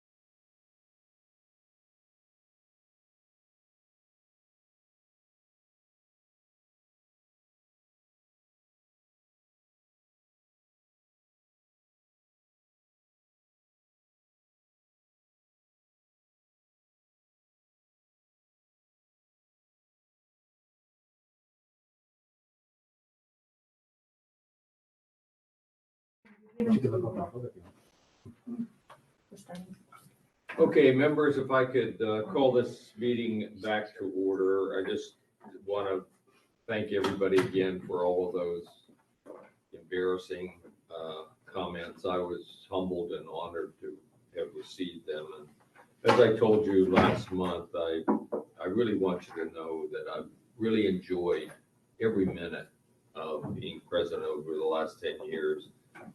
And what I'm most proud of is the adoption and the update of the flood protection plan, because I think it sets a blueprint for everybody to look at as to what flood protection is going to look like over the next 20 years as we improve the system. And I think it's being accepted and well honored and will be implemented gradually and thoughtfully over the next 30 years. And in 30 years, I hope the vision that's in that plan will take effect. I'm really pleased to say it's not sitting on someone's shelf not being implemented. Actually, it is being implemented by implementers, starting from the Corps of Engineers to local government and in some cases the state. So I look forward to that work. I'm really humbled and much appreciate all the comments. Thank you. With that, I think I'm going to move to the minutes, number 3 on the agenda. Vice President Jane Dolan has another chore here. Jane, you did a great job in that last session. That was an amazing piece of work. Well, I was just trying to replicate you, but I don't think I quite made it. But everything that everyone said might be embarrassing, but was absolutely true. Thank you. So at 9:10 in the morning, I present the minutes. Yeah, the minutes are. As I understand, they were emailed to you, not the same day as the rest of the agenda. I'm sorry. I'll get a pattern, or I'll give it to one of you. October 22nd to 2021 minutes, I think, are in order. Okay. I'm looking. I'll make a motion to approve. Thank you. I'll second. Oh, wait a minute.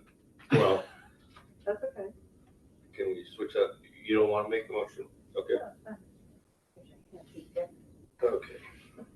So it's moved by Griego, seconded by Dolan, that the minutes be approved. Call the roll, please. Board Member Griego, Yes. Board Member Johnson, Aye. Board Member Ramirez, Aye. Board Member Valines, Aye. Board Member Countryman, Yes. Vice President Dolan, Yes. President Edgar. Aye. Okay. That takes care of the minutes. We'll move to item 4, review of the agenda. Do you have any changes you want to make, Leslie?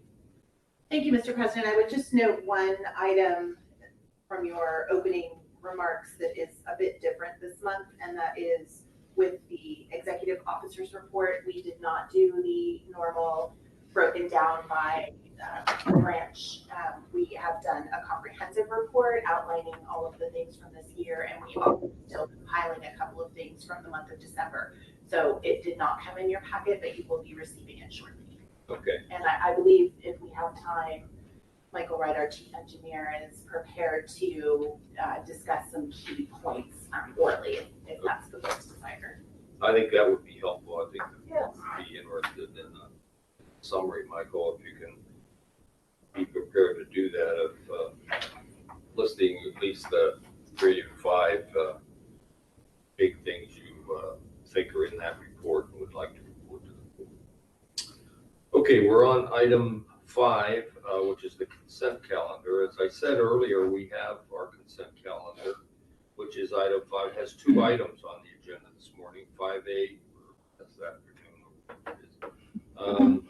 5A and 5B, they're not core items and therefore do not require a core letter. But 5A 5A was reviewed last month, and this is, I think, the third and final permit for that project, which is, everybody knows, is a very unique project that we're undertaking in that area. Therefore, the consent calendar consisting of 5A and 5B are both in order and thus ready for your approval. Unless someone on the board or in the public wants to remove or discuss either one of them, that will be the consent calendar and will be voted on with a single motion and second. And obviously, it's an action item of the board. So, do members have any questions? Okay. Is there anyone from the public who wants to comment on 5A or 5B? I see no hands. Okay, then, may I have a motion on the consent calendar? Move to approve. I'll second. Okay. I think that was Johnson. Okay, moved by Joe Countryman, sounded like, and seconded by Brian Johnson. That item to be approved. Item 5A and B be approved. Call the roll, please, Brian. Board Member Griego, Yes. Board Member Johnson, Aye. Board Member Ramirez, Aye. Board Member Valines, Aye. Board Member Countryman, Yes. Vice President Dolan, Yes. President Edgar. Yes. Item 6, public comments not on the agenda. Does anybody have any items that they want to address the board for that are not on the agenda? You see any? I don't see anything, Mr. President. Okay. Nothing being said. No. We'll move to item 7, legislative update. As I said earlier, Darren has said that he would stand on his written report and will not give an oral report this month unless the board has any questions. Does the board have any questions on the legislative report? Seeing none, we'll move to item 8, Corps of Engineers reports. There are none this month. We're on item 9, Department of Water Resources, and Steve Rothert, manager of the Division of Multi-Benefit Initiatives for DWR, will make some opening comments, and then he will introduce Mary Jimenez under item 9B. And Mary is going to present the latest update to the 2022 Central Valley Flood Protection Plan. Mary's worked very hard to prepare a summary for the board's information on the feedback we're getting from the outreach that we've done. So, Steve, if you're available, would be. Good morning, President Edgar, Vice President Dolan, and other board members and staff. I appreciate the opportunity to present the DWR monthly update to you. And I'm just waiting for the content to show up. Looks like Ryan is getting it going. So you will hear from DWR about 3 things today. As you mentioned, President Edgar, Mary Jimenez will provide an overview of the comments that have been received. And Ryan, if you could go to slide number 2, that'd be great. Comments received on the working draft of the Central Valley Flood Plan that was released at the end of October. We had several hundred, and Mary and her team have categorized them and described them in summary form. I think you'll find them interesting. Later in item 10F, I believe it is, David Pesavento, along with board staff Andrea Buckley, will be providing an update on the lower Elkhorn Basin Levee Setback project with lots of great visuals showing the progress that's been made over the past few months. And then the third item that I wanted to spend just a little bit of time myself was to provide an update on the the effort to develop the San Joaquin flood strategy. And I'm not seeing the slides coming up. Are others seeing them? I apologize, Steve. We're working through some difficulties right now. We should have a solution for you in a moment. Okay, no problem. I'll just carry on, and hopefully the images will catch up. So, as folks will remember, the DWR Flood Board staff and Regional Flood Management Plan team representatives in the three regions of San Joaquin have been working on this now for over a year now. And the focus right now is developing or advancing plans, action plans for the 10 priority actions that were identified during two workshops in May, and we're aiming for responding to and producing deliverables for the water resilience portfolio action 25.4. That's sort of the broader context, in addition to the flood plan content that we're developing. The 10 action plans are in different stages, and the teams working on them have been meeting over the last couple of months and will continue to do so, and are targeting for complete drafts of the action plans for each of the 10 actions by early 2022. So Ryan, if you could jump to, I guess it's slide 4, that would be great. And we will provide an update at the February coordinating committee meeting of the 10 action plans. Also, another exciting development is that DWR received $3 million to advance the priority actions that have been identified, and we will be working with flood board staff and the regional interests to develop a plan for how to best advance the projects using that funding. And the overall plan is to have to advance the planning and development of a project in each of the 3 RFMP areas. And if we could go to the next slide, which would be the 5th slide. At the last meeting that I presented at, I think it was in October, I had mentioned that there were these 10 priority projects that had been identified, and I think it was Board Member Countryman who had asked, and maybe President Edgar as well, about what those projects were. And so I just wanted to provide there you go, a list of the 10 priority actions that had been identified. So floodplain and habitat restoration in the Stanislaus and Merced, or in the between the Stanislaus and Merced, the Paradise Cut project, and I'll come back to that in a moment. Floodplain recharge opportunities in the upper San Joaquin, I think in the Merced and areas upstream of that. Transitory storage projects in various locations along the San Joaquin River. It's really more of an exploratory and an evaluation project for that one.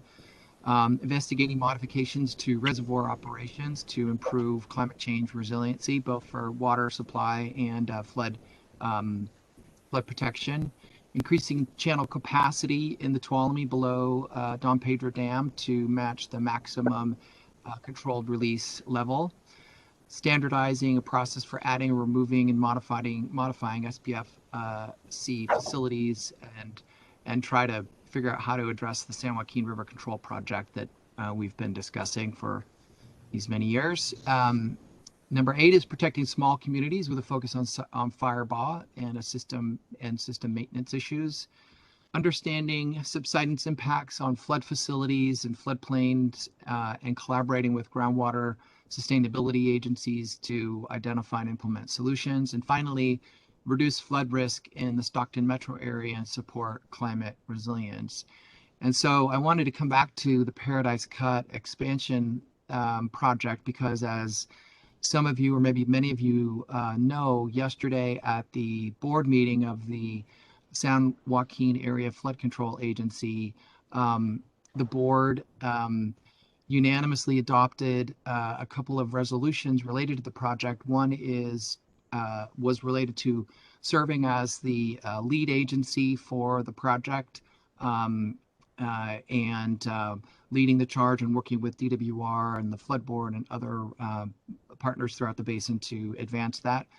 And another aspect of the project that was approved is the draft contract and scope of work for a $3 million contract that DWR is in the process of working to develop and finalize with CVFPB and Flood Board members as well. So it's a big milestone that was reached yesterday, a really exciting development. And I think it's fitting that and fortunate that we can announce this great progress on this, your last day, or last meeting rather, President Edgar, because you've been a real champion, as Chris and Congressman Matsui said, that you've been for many important things, including the San Joaquin flood situation and advancing projects and not just plans. And so we're excited that this project is moving forward, and want to acknowledge the great work that Chris Elias at CVFPB did, and John Kane with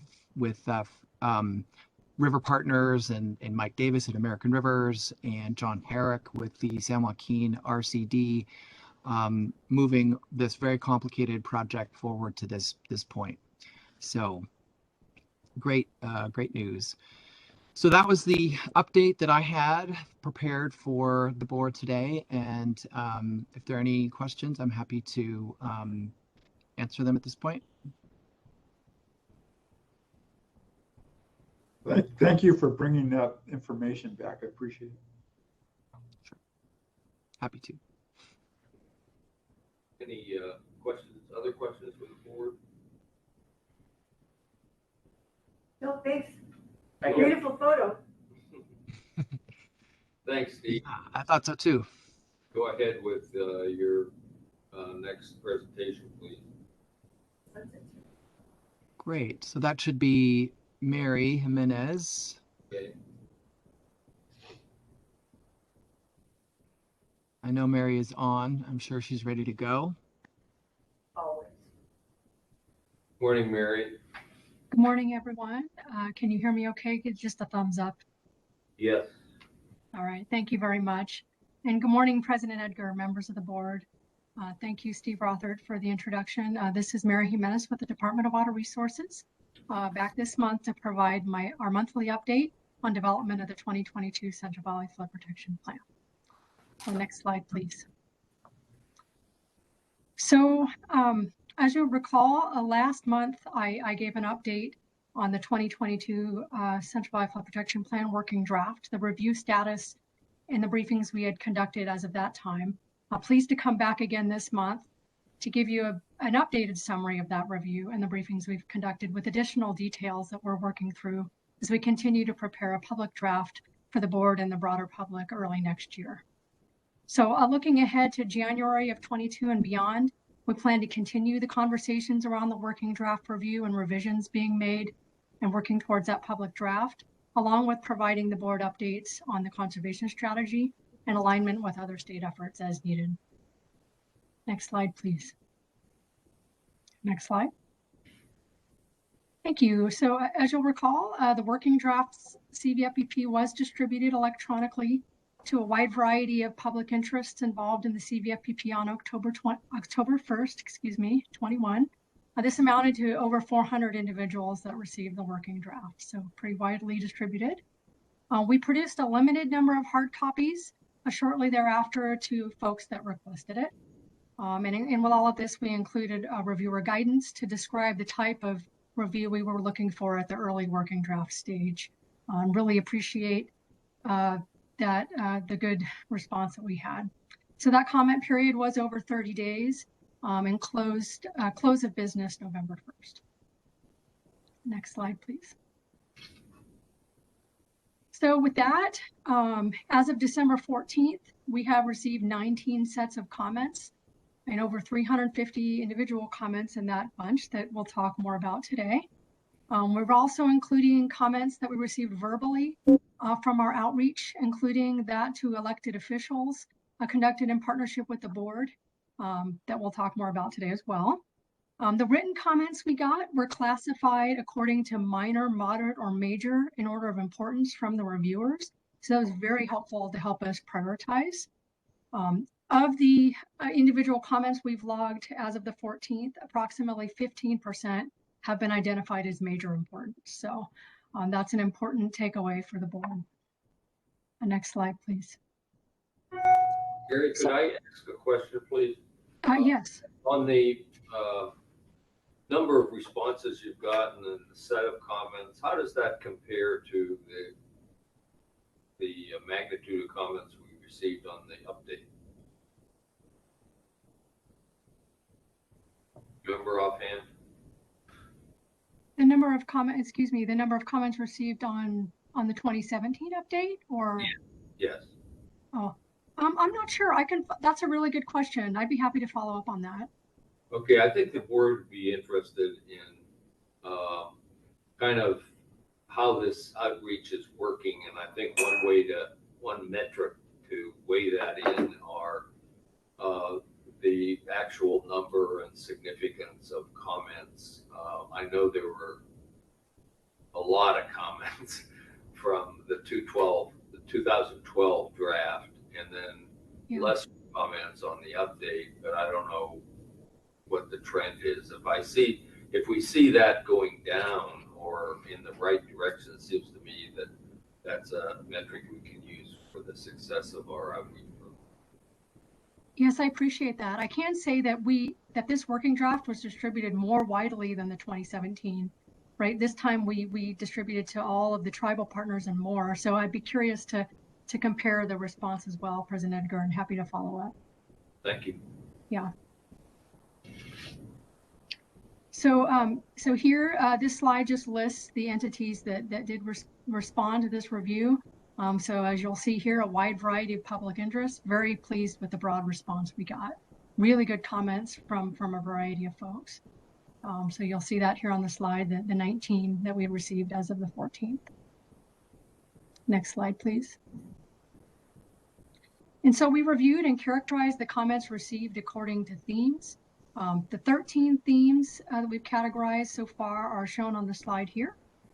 The importance of organizing the comments in this way is to make sure we're consistent in how we respond to these comments and that we're considering multiple points of view that exist associated with each of these topics.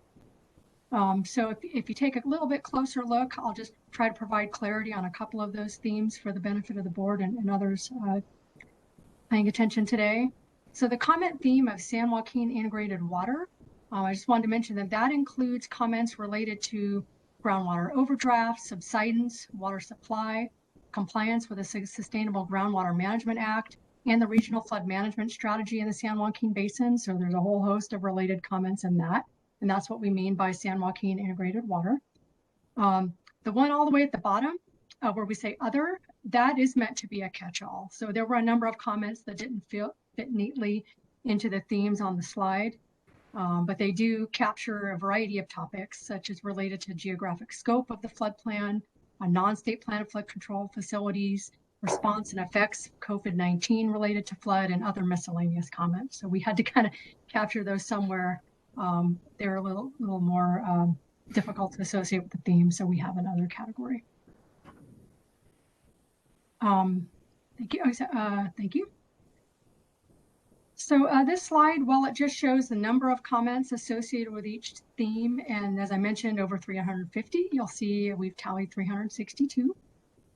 So of the 15% comments categorized as major that I mentioned, I wanted to say that most of those were associated with project portfolios and priorities, equity, and Native American tribal engagement, with the rest spread amongst the other themes. Again, a little more evenly. So the big three again, project portfolios and priorities, equity, and Native American tribal engagements. Those had the most major comments. So kind of going more to importance than just sheer number, but you can see that the numbers as well that we're working through. The only theme that did not have a major comment associated with it was performance tracking. Those were all either or moderate or minor. So that's an overview of the themes and the numbers. Next slide. So as of today, we're deep into working on revising the document. So thanks to this great feedback, we are already addressing comments that we've received, working on developing that public draft scheduled for release in the first quarter of next year. We're acknowledging again that outstanding comments may continue to be addressed through the public process in 2022, especially any that are rolling in late. The door is still open. We're taking them late, but we're also being realists. If they come late, they'll be harder to address, but we'll make sure to address them next year if we can't now. So that's kind of the thinking forward between where we're at and trying to get to the public draft and beyond next year on the CVFPP. Next slide. And so, as I mentioned, along with the great response on written feedback and comments that we got, the verbal feedback from our briefings has been extremely valuable as well, and we're working with that as we move forward. So this just shows the list of briefings we conducted on the working draft, primarily back in September and October. So a variety of entities. Next slide, please. And then the elected officials outreach. Really grateful to the board's executive leadership, along with my own department and our executive leadership, for being a big part of this. The elected officials briefings, we're calling this affectionately calling this the first round, because we know more is to be done. This is primarily in October and November, with the most recent briefing that was conducted November 18th, so shortly before the last monthly flood board meeting was the last one we completed with Butte County. Next slide. And so I now have kind of a summary of the key topics that resonated amongst multiple counties in each basin for the board's consideration, kind of, higher summary level. So with regards to the San Joaquin, you'll see 4 here on the slide. It was common to hear a lot about adapting and updating flood management to address the impacts of climate change, particularly urgent and unique to the San Joaquin in different parts of the basin. Again, very important. How do we reduce barriers to project funding and implementation, really make our implementation more effective and efficient? The importance of needed improvements to interagency coordination across local, state, and federal levels. How do we leverage flood management to address Sustainable Groundwater Management Act implementation? So again, that really important nexus between flood management and other integrated water management and groundwater in the San Joaquin Valley, that's so important. Next slide, please. And then for the Sacramento, you'll see these appear similar on the slide, but they really are unique to the Sacramento River Basin when you dig into the details. So how can the Sacramento Basin adapt and update flood management to address the impacts of climate change that they're experiencing? Also interested in reducing barriers to project funding and implementation, improving coordination across local, state, and federal levels, again, in common. But Sacramento, as opposed to San Joaquin, it did have a special focus also on providing small communities flood protection to really what are the challenges unique to the small communities in the Sacramento Valley, and how can we provide them with the needed flood protection? And also highlighted across multiple counties in the Sacramento Valley, promoting agricultural sustainability front and foremost in the minds of many of the local leaders. Next slide, please. And so our next steps on the elected outreach, we have summarized and are continuing to summarize and analyze the input received, along with those written comments to develop the CVFPP public draft, as I mentioned. We're actively coordinating with board staff as part of our team to identify and prioritize the additional engagement we know we're going to need, both ahead of and after release of the public draft next year. With the entities listed on this slide and others that are coming up in our conversations. So really eager to move forward and continue the momentum that we're building in this outreach and the benefits of the outreach we conducted with elected officials the last couple months. We're also making sure that everyone we're talking to is aware of the opportunities to engage in the CVFPP update through the upcoming public hearings and adoption process that the board is going to be leading in 2022. So really encouraging, again, folks to participate in that very important process. Next slide, please. Next slide. And so looking towards next year, as I mentioned earlier in the presentation and giving you a little bit more, we do look forward to continuing these conversations around the working draft and the comments and the details of those comments and how can we resolve them. And we are excited to provide the board further updates on the conservation strategy as well and our alignment with other state efforts topics. And so next slide. For the conservation strategy in particular, I'm very pleased to announce that for folks who didn't see the announcement directly, that we released the public draft of the conservation strategy for a public review on December 10th. And that is posted on the DWR Central Valley Flood Protection Plan website. And it is accessible to Americans with disabilities. So very pleased that we went through that accessibility process so that we could post it on the website and make that fully publicly available to everyone. We are putting that out for a 60-day public review. We know that folks are busy around the holidays. We want to make sure that it's out there for 60 days. So we're able to get the broad review that we need and good feedback to help us develop a more informed and an effective final version later in 2022. So we plan to continue to develop that throughout the public process in 22 and produce a final version of the conservation strategy associated with the 2022 update in the fall of next year, according to our schedule. So considering this overall schedule for the conservation strategy and the flood plan next year, I'd be happy to come back with my team early next year and provide the board a briefing more specifically on the conservation strategy update and the major revisions that we've made since the working draft, and kind of looking forward to next year, the collaboration with the board and our partners to create the final working forward and continuing to address the comments and the feedback that we need on the conservation strategy. So I'm very, very pleased that the team has produced a public draft, that it's out there for review for everyone, and look forward to continuing conversations and feedback that we need to get on this document and the flood plan as a whole. Next slide. And so with that, I'll pause for any questions or comments. Thank you. Thank you, Mary, for, I know you put a lot of work into that, and I really appreciate that. We didn't have the benefit of that during the last update, and that's very much appreciated. Thank you for doing all that work. Questions from the board at this point? Just a comment, just to what you said, that's a ton of work and keeping to a good deadline. Very appreciative. Yeah. Anybody else? I do. Okay. Mr. President asked about the difference in the breadth and length of input between the last update and this. And then I was thinking this outreach that occurred with local government and with affiliated agencies was certainly more robust, or at least that's what I viewed it, since I got to do 7 of the local government ones. And then there was a summary presented, because sometimes local elected officials want to talk rather than write. And so there were summaries made that I think are part of that, and I think that was very helpful.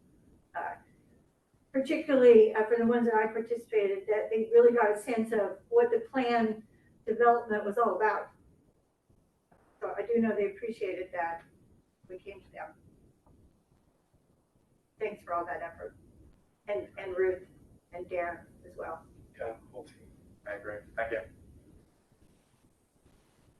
Bill, I would just like to say that I'm very impressed with Mary's team's work, their openness to the locals, as we've been hearing about Bill, and trying to make the plan work, and just the demeanor and the way the program has been put forth is so professional, and I'm just want to say I'm impressed with the work that you've done, and I want to thank you.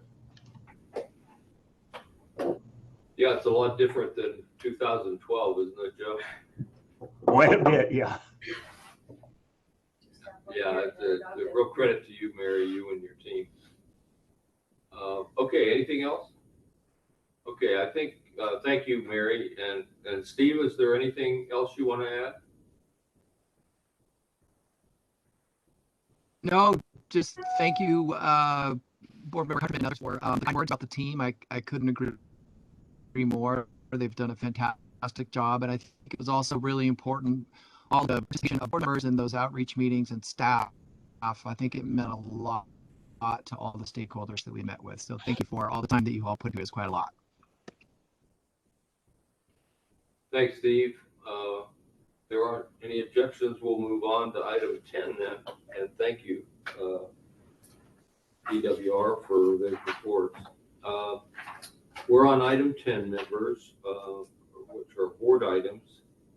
Under 10A, staff is recommending adoption of resolution 2021-16 authorizing executive officer or board counsel to submit the final rulemaking package to the Office of Administrative Law for adoption of simplified regulations in the California Code of Regulations, Title 23, Water Division 1, for the ratification of encroachment permits in uncontested and non-controversial situations. This is an action item by the board. And Sarah, do you want to review your report, please? Before Sarah gets started, can I Okay. just jump in for a moment, Mr. President? I just want to note, much like you, Sarah Backus, our esteemed staff counsel, this is also her last meeting. She is retiring at the end of the year as well. What? So this will be her last item presenting to the board. Okay, we're gonna stay and talk for a half hour about you. When you approve that. Good afternoon or morning, I guess, members of the board, President Edgar and Madam Vice President. You threw me off there, Leslie. We are requesting your approval of Resolution 2021-16, which authorizes the executive officer to submit the final rulemaking package to the Office of Administrative Law for some proposed changes to the board's regulations found in Title 23 regarding revocation of encroachment permits. The reason staff has requested these changes is that there are many permits on the board's database that are no longer needed because the encroachment was never constructed or because it was removed. There's also situations where there is an encroachment permit, but site review has determined that some or all of the permit is for an action that is for an item that is actually a feature of the flood control system and is not a private encroachment. These are situations where the permittee or property owner doesn't care whether they have a permit or not. Currently, these type of situations are treated exactly the same as with contested permit revocations, requiring a 30-day notice and a board hearing. We wanted to create an expedited path to be able to move these permits from our database, which will greatly save staff time and resources. These proposed rules provide just the permittee or property owner, but allow the executive officer to make the decision and to post the revocation with other executive officer delegated actions. If for some reason the permittee still wishes to have the permit and objects to the revocation process would revert to the more stringent rules which require board approval. The proposed rules were noticed in the California Regulatory Notice on October 15th and were sent to individuals or representatives who staff believed may have an in. They are all posted on its website. The deadline for comment was November 29th, 2021, and we received one comment from DWR FMO on that day. And most of the comments contained in that comment letter were two existing long-standing regulations. One apparently approved the regulations related to system features, and one comment seemed to question whether or not we were actually removing power or permission from the executive officer, but the water code has been changed since that particular part of the reg was adopted, and now the water code explicitly provides the executive officer the authority to initiate those cease and desist order hearings. So for these reasons, that was the only comment we got, and for these reasons, we're requesting that you adopt Resolution 2021-16. Which will allow the executive officer to submit the final rulemaking package to the Office of Administrative Law for adoption. Are there any questions? Questions from the board? I have no questions. I just think this is good work. it's been very tedious to remove permits that there's a unanimity of opinion they should be removed. So we can do it in less than 3 years with these if they're approved. Yeah. Okay, do I have well, let's see, is there any questions from the public on this item? It looks like we have one person calling in that has their hand raised. Yeah, call-in user 6. Okay, could you identify yourself? That's Call-in user 6. Good morning, members of the board and President Edgar. Congratulations on your retirement, by the way. Thank you all for conducting the meeting today and for hearing my concerns. I do have a prepared statement. My name is Leo Doragos, and my wife and I purchased the property located at 6292 Surfside Way on June 2nd, 2021. Our property line runs from the street to the original high water mark, and we hold a valid permit for a cross levee fence, which we are working on getting transferred into our names. During the SREL Phase 2 construction project, our fence was left intact, and according to the plans, our fence was to be removed and replaced at the end of the project. Last week, a large excavator went through and removed our cross levee fence and is still on the levee behind the house. We were told by the previous owner that no removal agreement had been signed for the encroachment.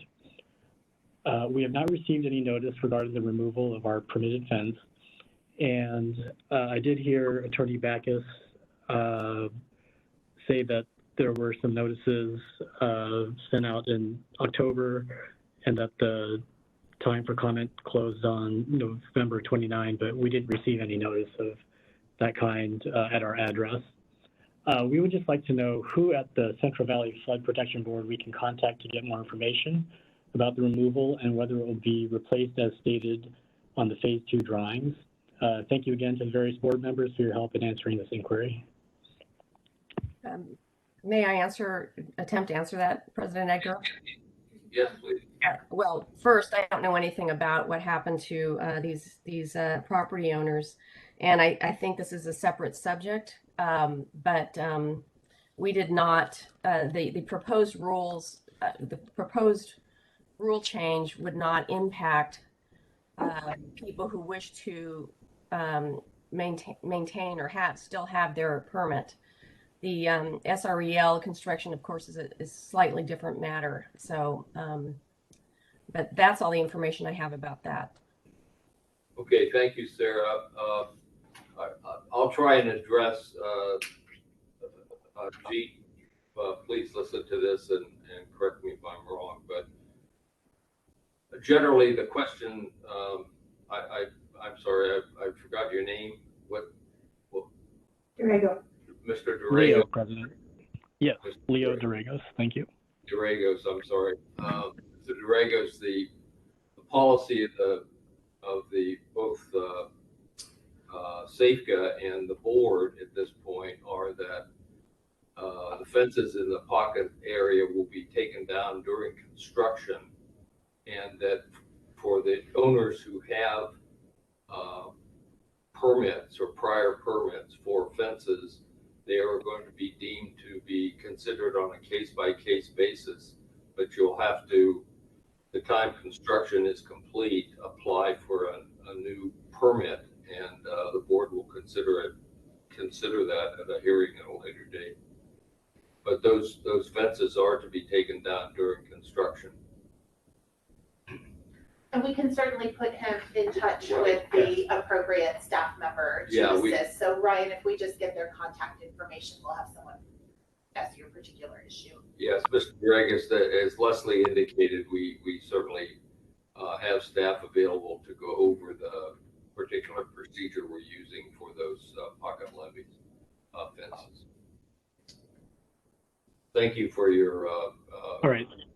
Thank you for your presentation, and Darren, if you can make sure that Mr. Doragos is contacted, I would appreciate that. Absolutely. Thank you. Thank you. All right. Anything else? Okay, seeing any other hands, do I have a motion on item 10A? I would move approval of the resolution for this item. I'll second it. Moved by Dolan, seconded by Griego. Ryan, please call the roll. Board Member Griego, Yes. Board Member Johnson, Aye. Board Member Ramirez, Aye. Board Member Valines, Aye. Board Member Countryman, Yes. Vice President Dolan, Yes. President Edgar. Yes. Okay, we're on item 10B, which has been removed, and then under item 10C is the staff's proposed calendar, and as I said before, the only change that was presented to the draft calendar last month was Mr. Johnson's noting that we should move the July workshop and the July board meeting 1 week to avoid the July 4th holiday. And Nice catch. We would have canceled it anyway. yeah, we were canceling it anyway. Yeah, so that's a great suggestion. And I believe this is the only change made to the calendar, Leslie. So I think we need a motion and a second and approval to formalize this, please. I think that should be Brian. I'll second it. That's good. Okay, moved by Countryman. Too slow. Seconded by Brian Johnson. Brian, please call the roll. Board Member Griego, Yes. Yes. Board Member Johnson, Aye. Board Member Ramirez, Aye. Board Member Valines, Aye. Board Member Countryman, Yes. Vice President Dolan, Yes. President Edgar. Aye. Oh, you switched it that time. Okay, so we'll move to item 10D, which is the San Joaquin Drainage Assessment District Feasibility Study. And I guess Ruth Darling and Scott Brown and Seth Bortzel will be making their presentation. Ruth, I'll call on you first, please. Thank you, President Edgar. Good afternoon, members of the board. My name is Ruth Darling.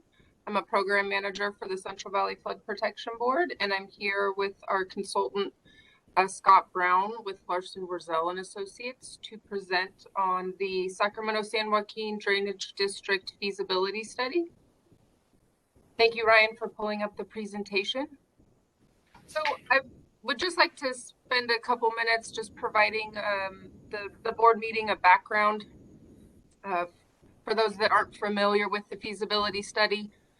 So a contract for the Sacramento-San Joaquin Drainage District Assessment District Feasibility Study was issued on December 20th, 2019. The consultant team is responsible for evaluating the feasibility of reutilizing the SSJDD assessment to provide funding for system-wide improvements and the operation and maintenance of associated flood control structures and levees within the state plan of flood control. So this feasibility study will culminate with a report of findings for consideration by the board. So during 2020, staff and the consultant team held a series of stakeholder engagement meetings to identify the services and activities to be included in the feasibility study. 5 service areas were identified, and Scott Brown will cover the status on advancing those categories during the presentation today. So just a little bit of immediate background. As a reminder, the team came before the board in July during a board workshop to present the methodology for the Category 1 services. And these are services that leverage beneficiaries beyond the boundary limits of individual local maintaining agencies. So for Category 1, the service provided is the operation and maintenance of the Sutter Bypass and Yolo Bypass levees. So the current limitations are that bypass LMAs can only assess properties within their jurisdiction. And properties that benefit from reduced flows on the main stem of the river are not assessed for O&M. So the methodology used for quantifying benefits to property owners protected by the existing bypass levee system, and to quantify the benefit to properties with reduced flood risk as a result of the bypass system operations were analyzed. And the methodology to assess properties based on the amount of benefit received was to compute flood damage without bypass operations. So that is without the Sutter and Yoa bypass in operation. And the feedback we received in July was that we needed the methodology to consider the system as a whole. And so the team spent the months following July revising that methodology to consider the bypass system and the river system as a whole. The team also met with board members Ramirez and board member Countryman to discuss the study and the methodology specifically.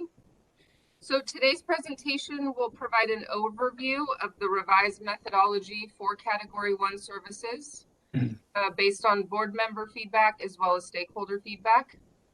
In addition, we will provide an update on our stakeholder outreach efforts to date and the overall feasibility study schedule. So with that, next slide, please, Ryan.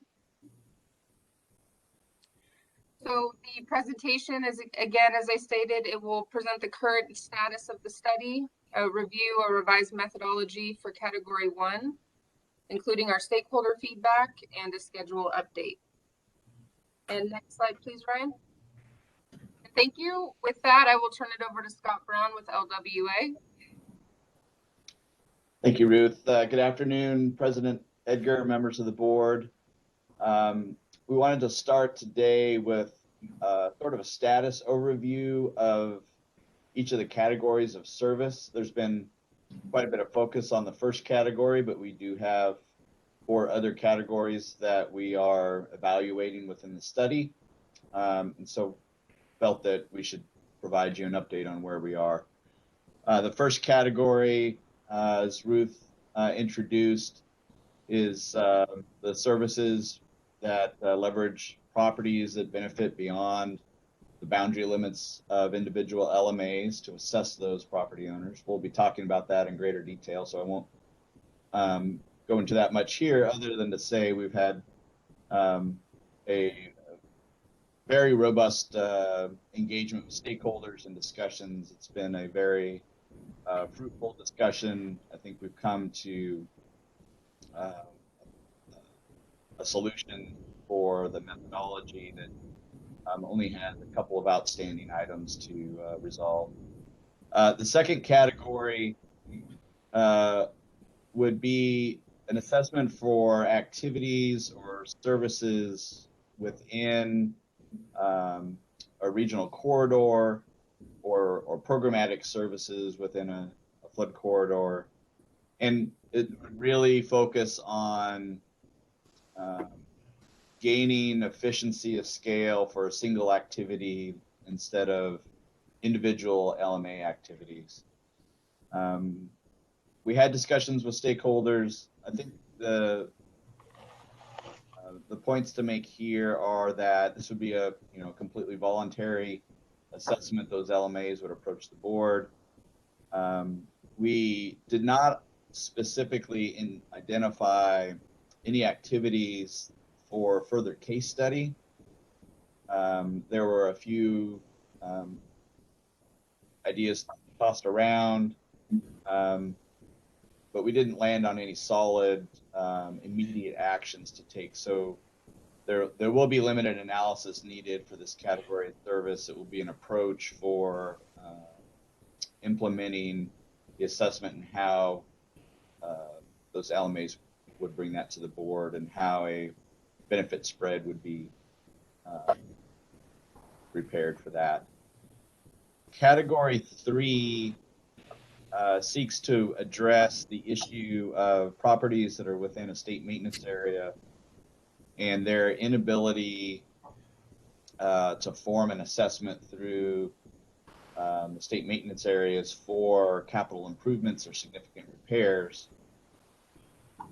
So that the case study we have there is the community of Princeton, and we're looking at leveraging work that has been done under the small community flood risk reduction studies for that community, and lay out the approach, methodology for the assessment, as well as the implementation plan for how that community would seek a local or an assessment on properties through the Central Valley Flood Board. Next slide, please, Ryan. Category 4 addresses a governance issue, or not a governance issue, in that small communities have significant flood risk projects that have a very limited property base to assess for local share. And it is significantly costly for local communities to implement a Prop 218 assessment. So the idea under Category 4 would be that multiple communities would come together, approach the board, and agree to an assessment through the SSJDD authority to programmatically implement the flood risk reduction projects for each community. The test cases that we're looking at there are the Calusa, Grimes, and Knights Landing small community studies. We'll leverage the analysis done, financial analysis done under those studies to inform the beneficiary analysis. But the focus on Category 4 will be the implementation plan and the need for consensus around what a programmatic implementation plan requires, and how the assessment would be approved by landowners. And then the last category we're evaluating is a program for non-structural flood mitigation measures. It would be similar to a PACE program for clean energy, wherein an individual landowner, property owner would come to the board with a desire to raise their house or provide other non-structural improvements. Those landowners could seek grant funding from FEMA, but there is a local cost share match required that still can be prohibitive to landowners. And public funds cannot be used for private improvements. So a local LMA or a regional flood control agency could not provide funding from an assessment to an individual landowner. So this category would set up a program that would allow the board to provide a loan to the individual property owner and have that loan paid back through annual tax bills, very similar to the PACE program. We're currently reviewing some prior research that was done through the legal team that is on our team for this assessment, and we'll be advancing that one in the month of January. That's sort of an overview of the 4 categories, just to bring you up to speed on what we've been doing over the last 2 years, and where we are today. So I think with that, I can pause if there's any specific questions. Otherwise, we can move forward into Category 1. Any questions from the board? Any questions from the public?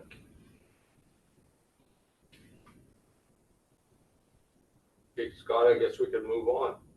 Thank you. So, as Beth indicated, we came to the board workshop in July with a methodology for assessing Category 1 services, with the idea of a benefit received from a without bypass operation condition. And we received significant pushback on that the system was designed with the bypasses in mind, and that we cannot really even contemplate a configuration of a system without the bypass. It's just an unrealistic base assumption. So based on that feedback, we went back, had conversations with stakeholders and a couple board members, and we changed to a methodology to base the benefit in alignment with the percentage of flow diverted off the Sacramento River into the bypass. Ryan, next slide, please. So along with that, that change in the approach, we also wanted to address some consistent stakeholder comments regarding general benefits that the bypass system provides, that it's just not flood protection. There's other benefits there that accrue to the state and the people of the state of California. We wanted to incorporate that into our revised approach. Our approach utilizes the percent of flow diverted off of the main stem of the Sacramento River into the bypass, determines the special benefit from areas that are at risk of flooding on the main stem of the river. Similar to our previous methodologies, we are apportioning that benefit to each individual area based on the annual estimated damages from the 2022 CVFPB update. And we are continuing to include a credit for bypass levee O&M work for LMAs that are at risk of flooding from both the Sacramento River and the bypass. So in terms of general benefit, it is widely agreed that the bypass system provides general benefits above and beyond what we would call a special benefit from flood protection. There are certain reaches of the bypass system that are 8361 facilities, which are already funded by the state. Those would be considered part of that general benefit. There are non-flood related benefits of the system, including ecosystem benefit, water supply conveyance, flushing flows for water, delta water quality, also navigation of the deepwater ship channel. And we wanted to try to incorporate that concept into our methodology. And so as a first step, in lieu of being specific about the quantity of general benefit, we believe that the general benefit is somewhere in the range of 30 to 50% of the total benefit provided by the bypass. It's an assumption we started with here for testing the methodology. And for the analysis that I'm running through today and was provided to you in your board packet, we assumed the low end of that general benefit at 30%. That would generate the high end of individual property assessment rates. Slide, please. So now that we've separated off general benefits, we then focused on what is the special benefit to property owners. Considering the system as a whole, we looked at flow routing, how much was diverted off of the main stem, and we considered two boundary areas. We looked at, for the Sutter bypass system, we looked at the Sacramento River from Molten Weir to Fremont Weir. And for the YOLO bypass, we looked at Fremont Weir down to Freeport Bridge. And I've got some figures coming up to show that a little clearer. Within each of those boundaries, we looked at the 1957 design flows and the 100-year and 200-year CVFPB modeling results. And we confirmed we had flow balance within each of those boundaries. We then use that to determine the percentage of flow diverted off of the river to identify the special benefit. Next slide, please. So for the Sutter bypass system, and we looked at the Sacramento River from Moulton Weir down to just upstream of the Fremont Weir. We have diversions coming off of the river at Moulton Weir, Colusa Weir, and Tisdale.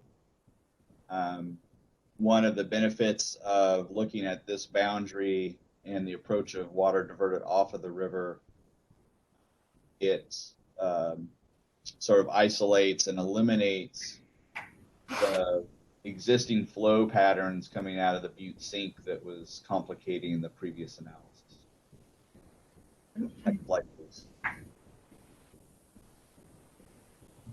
So this table 2A in your packet summarizes the flows for each of the events. So we looked at basically total flow coming into the boundary from the upstream condition.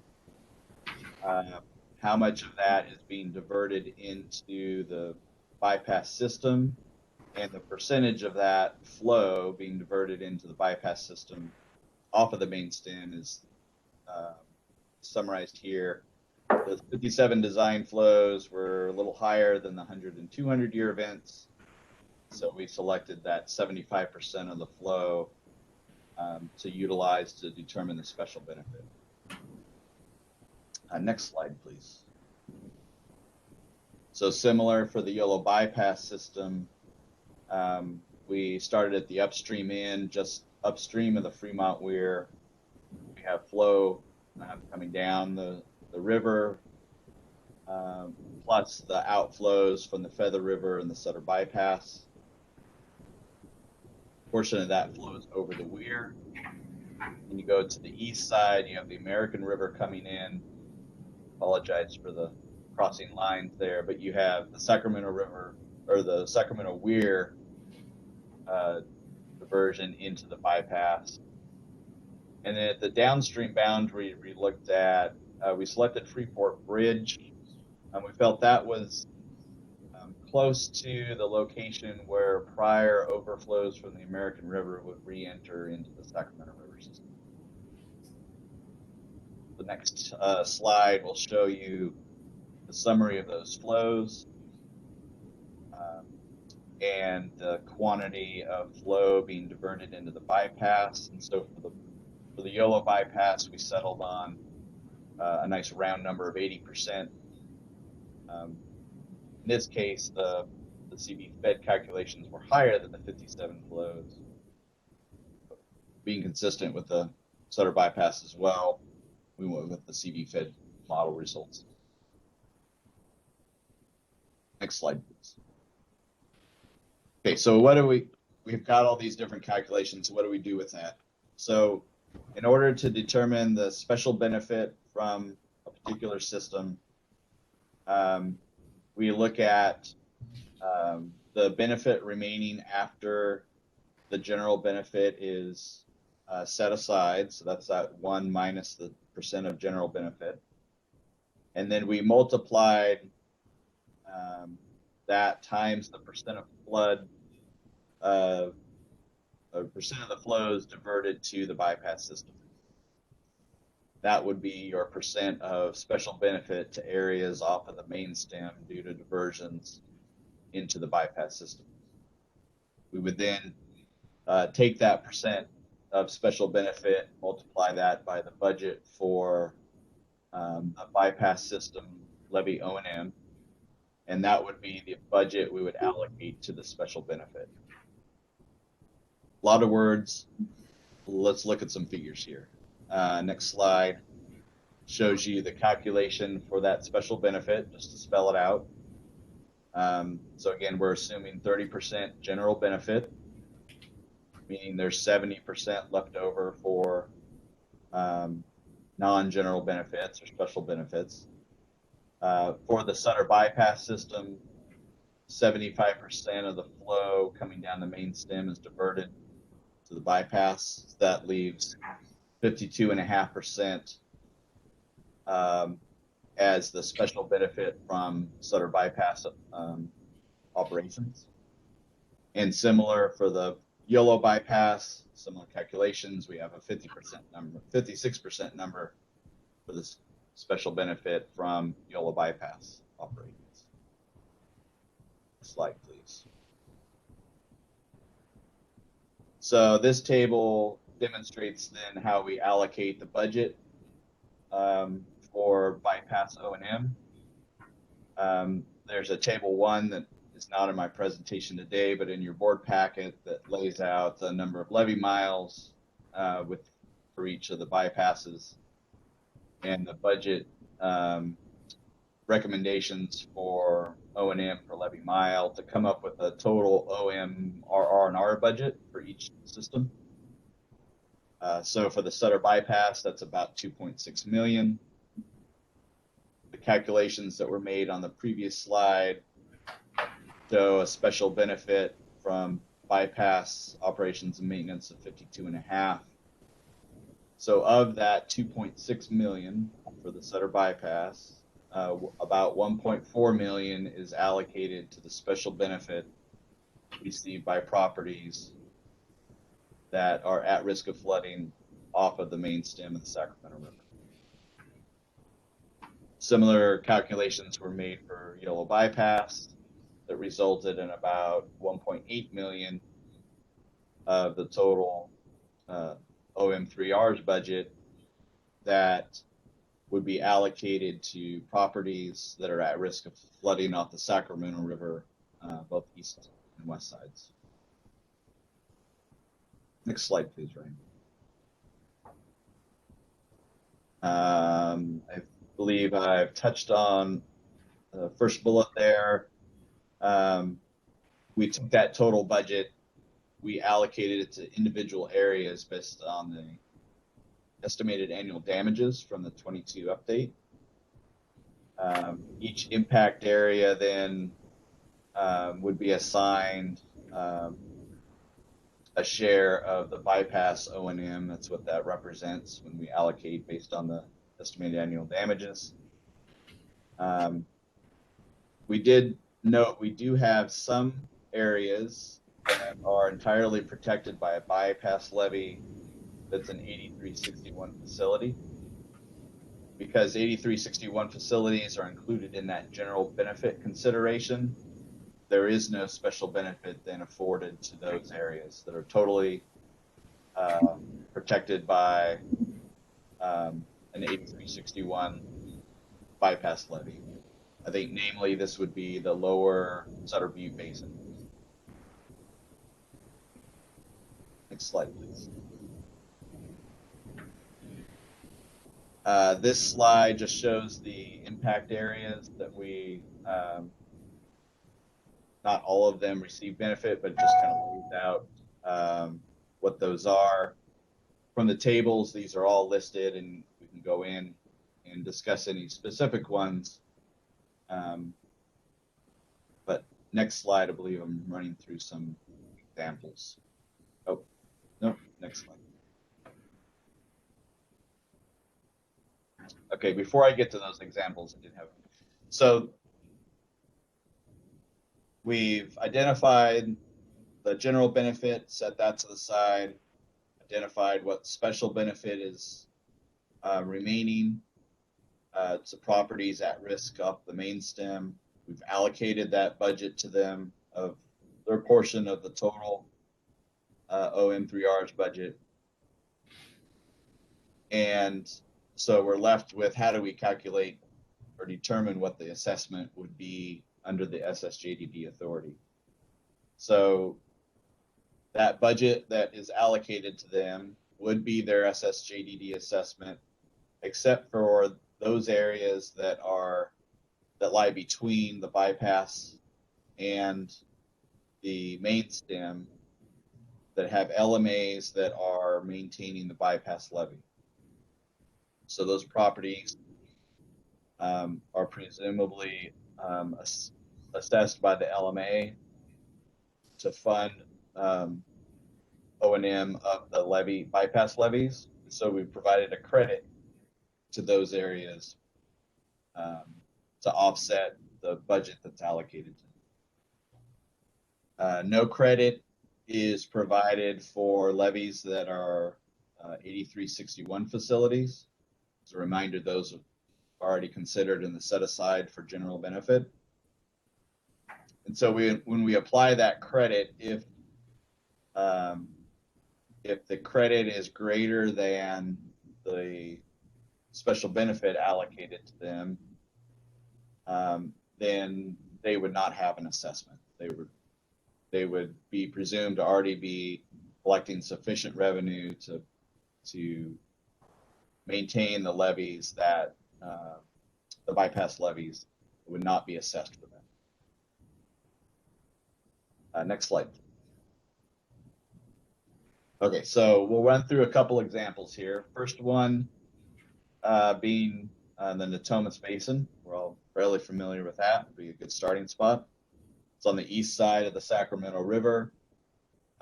It's protected by levees maintained by RD 1000, namely Sacramento River levees, a portion of the American River on the south end. At the top, you have the Natomas Cross Canal. Water backs up around to the east side on the Pleasant Grove Creek and the Natomas East Main Drain. Next slide, please.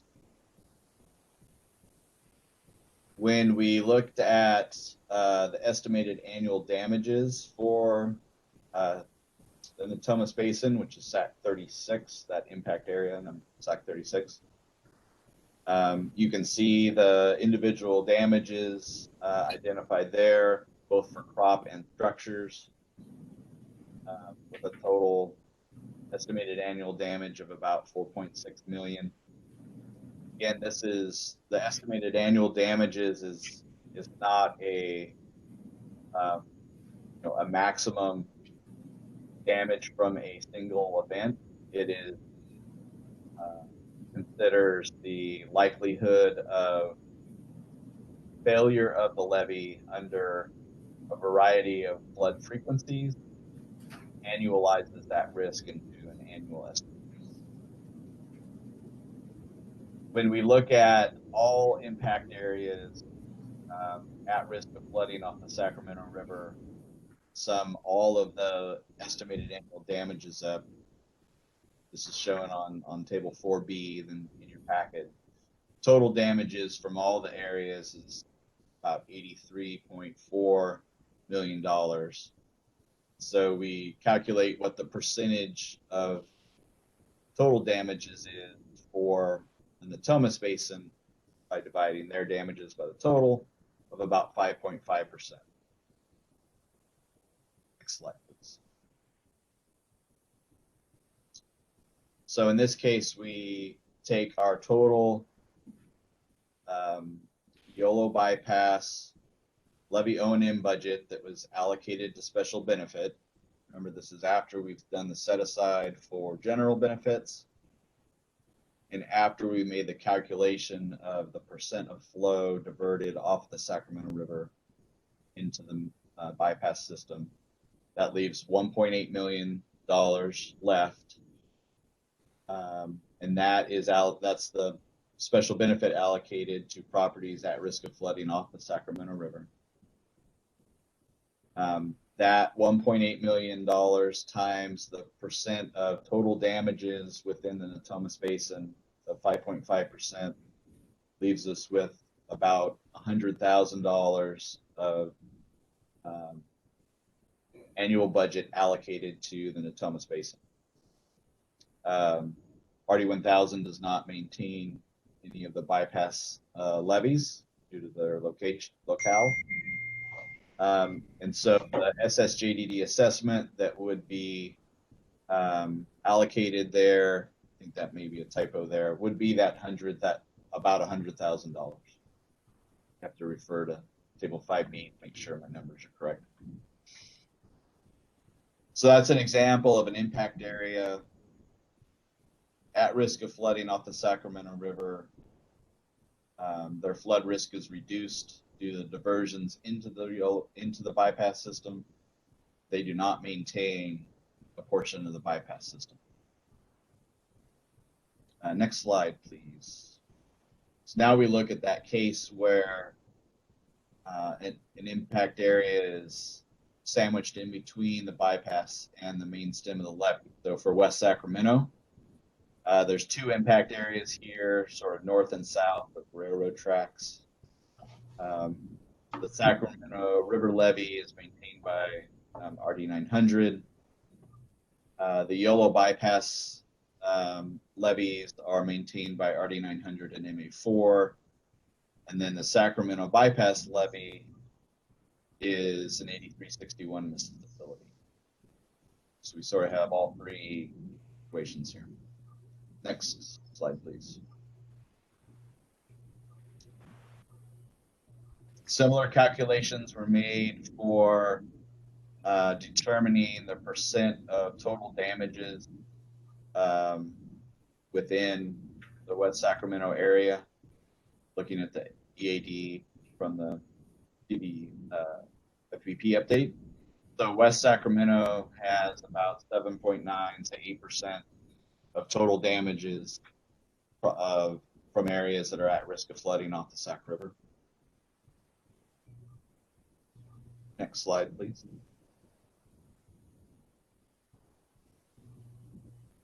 So this slide shows the allocation of the special benefit to West Sacramento. So 7.9% of that $1.8 million budget is around $144,000. Now, West Sacramento is unique. They have portions of the bypass system that are maintained. There are portions maintained by RD 900 and MA3 based on the levee miles. They're around $570,000 of annual budget for bypass levee O&M. And again, to show clearly, again, the Sacramento bypass levee that is maintained as an 8361 facility, there is no credit applied there because that's already accounted for in the general benefit. So the net benefit to West Sacramento is to take that $144,000 of the special benefit allocated for maintaining the bypass system and subtract out the credit received for maintaining bypass levees within their area. You'll see that there are negatives. So their property owners are already funding bypass levee O&M in excess of the special benefit we've allocated to them. So in this case, West Sacramento would not receive an assessment. Next slide. So we did similar calculation for each of the impact areas. For brevity of time, I did not run through all the calculations. They are shown in the tables in your board packet. So the next step then is to determine what average assessment rates look like. That's what everybody wants to jump to know what the property owner's going to see. Just to show how we're calculating that, we would take that assessment that's allocated to the impact area, those calculations I just ran through. And then we look at each land use type to see what are the annual damages by land type versus the total within the impact area. So basically for single family, multifamily, commercial and industrial, and ag, we looked at each one of those separately. So that would give a percentage of the annual assessment for that land use type. And then we divided that by either a parcel count or a square footage or an acre, depending on the category that we're looking at. So for single family, we went on a per parcel basis. For multifamily, commercial and industrial, we looked at an average rate per 1,000 square foot of building. And then for ag, we looked at a per acre basis. Next slide, please. So for the Sutter bypass system, you can see there are sort of two groupings of impact areas that would be assessed. These are properties on the west side of the Sacramento River. We're looking at, so SAC 8, 9, and 10 are kind of Colusa down through the West Side Levee District. Average of $44 a home, $16 per 1,000 square foot for multifamily, about $25 per 1,000 square foot for commercial industrial, and then for ag about $1 an acre. SAC 12 and 13 are at the lower end, Knights Landing area. We're looking at about $10 a home for that area, $31 per 1,000 square foot of multifamily, $50 per 1,000 square foot of commercial industrial, and 61 cents for ag. So one thing to point out here is that comparing one area to another is difficult under this average assessment calculation, because it depends on how many of that type of property exist and what their annual damages are. You know, if you have very few properties, your average assessment rate might be greater for similar flooding conditions. Next slide, please. For the YOLO bypass system, we have a few areas. We have the Natomas Basin, that's SAC 36. You can see there again, SAC 38, 39, that's West Sacramento. There's no assessment in that area. SAC 41 is I believe the north side of the American River, upstream of Natomas Basin. SAC 41 is the area directly across on the west side of the Sac River, across from the pocket area. SAC 42 is primarily RD 999. They maintain the levee system, so there's no assessment there. And then 63 is the bulk of the city of Sacramento, south of the American River. So you can see the individual rates there. I won't go through them individually. I will point out that the area across from the pocket, SAC 41 for RD 307, is an area that has some significant damage with very few properties. So that's why their rates are much higher. We did consider, based on prior feedback, a fixed levy fragility curve. That way, an area is not penalized for higher assessments because there has been no state investment in those levee systems, as compared to, say, Natomas Basin, where there's been a significant investment. Those fragility curves are similar. Next slide, I think, takes us to feedback. I guess maybe if you go back a slide, Ryan, I'll pause here and solicit feedback or questions from the board. Any of the board members have any feedback on this? Scott, who was representing the board when you had these outreach meetings? Individual board members were not at the stakeholder meetings. We did meet individually with board member Countryman and Ramirez. Okay. Scott or Joe and Tim, do you have any thoughts you might want to? Sure.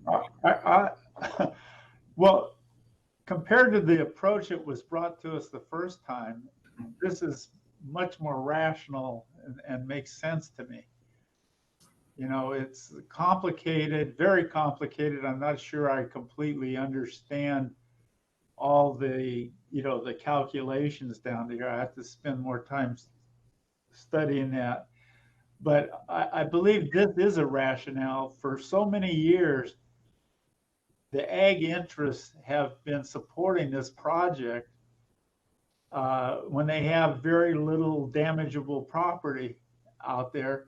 And really the main beneficiary is the urban areas. So I really understand that there, for equity's sake, there needs to be some accounting for that. And it seems that this is moving in the right direction. I happen to live in the Thomas and highly susceptible flood basin, and gets a huge benefit from the yellow bypass. And this seems to, you know, help recognize that and to make funds available to support the bypass system. So I like this concept much better than what was brought to us the first time. Okay, what's the average assessment then in the Thomas? It wouldn't be, I thought they were going to be not assessed because of the assessments they're already paying. There's a credit against them. Is that right, or are they still going to be assessed? They will still be assessed. So their current assessments go towards paying for the levee improvements and O&M through RD 1000 of the Sacramento River, sort of the main, their ring levees. They would still be assessed. It's showing about $2 a single family home. How much is the assessment? Excuse me, I just didn't hear that, Scott. What'd you say? It's $2 single family residence.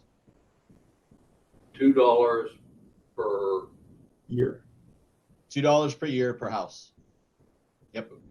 And that is in addition to the assessments they're already paying, which is to prevent damage to their property from the river. They'll be paying another $2 to recognize the protection they're getting from the yellow bypass. Yes, right? That's correct. All right.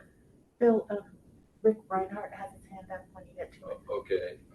Tim, I just want to make sure the board members weigh in here. Tim, did you have any particular thing to report on this? I would just echo what Joe said. This is a tough needle to thread to pick up the incremental benefit that's not being captured. And so this does reflect the discussion that we had. And I'd be curious to see what other folks think about it. Okay. Okay. Well, I'm glad I just wanted to get a sense from the board members who've spent some time with whether this is going in the right direction, because last time we did this, I got the feedback that it wasn't. So that's. Yeah. One other thing just to emphasize is that this approach they're showing recognizes it's a system as a whole that can't be broke out independent separately. Right. There's a big problem with what was brought to us previously. This recognizes that it's one system that provides benefits, you know, to ag, to urban, and to whatever, and provides a mechanism to help support the O&M of the bypass, which is crucial to the protection along the Sacramento River. So that's the big change here, and I support it. Yeah. Okay. Thanks, Joe. Rick, did you have any comments? Thank you, President Edgar. Thank you. Rick Reinhardt with MBK Engineers on behalf of the Central Valley Flood Control Association. I want to echo Joe's comments there. The association has long felt that the bypass LMAs were having an undue burden and having to pay for the O&M of what are system facilities. And We appreciate that the study team revised their approach. They reached back out to us and briefed us last Tuesday. I think in concept, this is a much better approach than was initially proposed. There is a lot to absorb here. We had a follow-on meeting with our association members this past Monday to discuss what we heard from the board's team. Just a little bit of feedback for you to consider as you develop your draft report. One thing that was a little confusing in the presentation of the budget is there's an increment that's missing, and it's implied that that's going to be coming from the existing LMAs that maintain those bypass levees. I think just explicitly putting that on there so it's very clear will be helpful. There's also maybe a lack of understanding of how the general benefit's going to be paid for and what the implications are if there's not a revenue stream that's identified to pick up that general benefit. It becomes a little problematic from a feasibility study perspective if we're taking 30% off the top for the Yola bypass, for example, and that's not included in the special benefit to the urban areas, and I'll say the basins on the Sac River that are benefiting from the bypasses. If that 30% isn't funded, then it just falls on the LMAs to make up for that general benefit. And I don't think that's a reasonable approach. So thank you for the opportunity to comment. We greatly appreciate the engagement by the team and look forward to seeing the draft report and providing more comments based on a thorough review of that. Thank you. Well, that kind of raises the point where, Scott, where is it assumed that the 30% is going to come from? So that is the question of the hour, and that if we move to the next slide, I think these comments that we received back from stakeholders, I think is consistent with what Rick just mentioned. The first one that popped out is this, thank you for recognizing the general benefit, but if you're pulling that 30 to 50% off the top, who's funding that, right?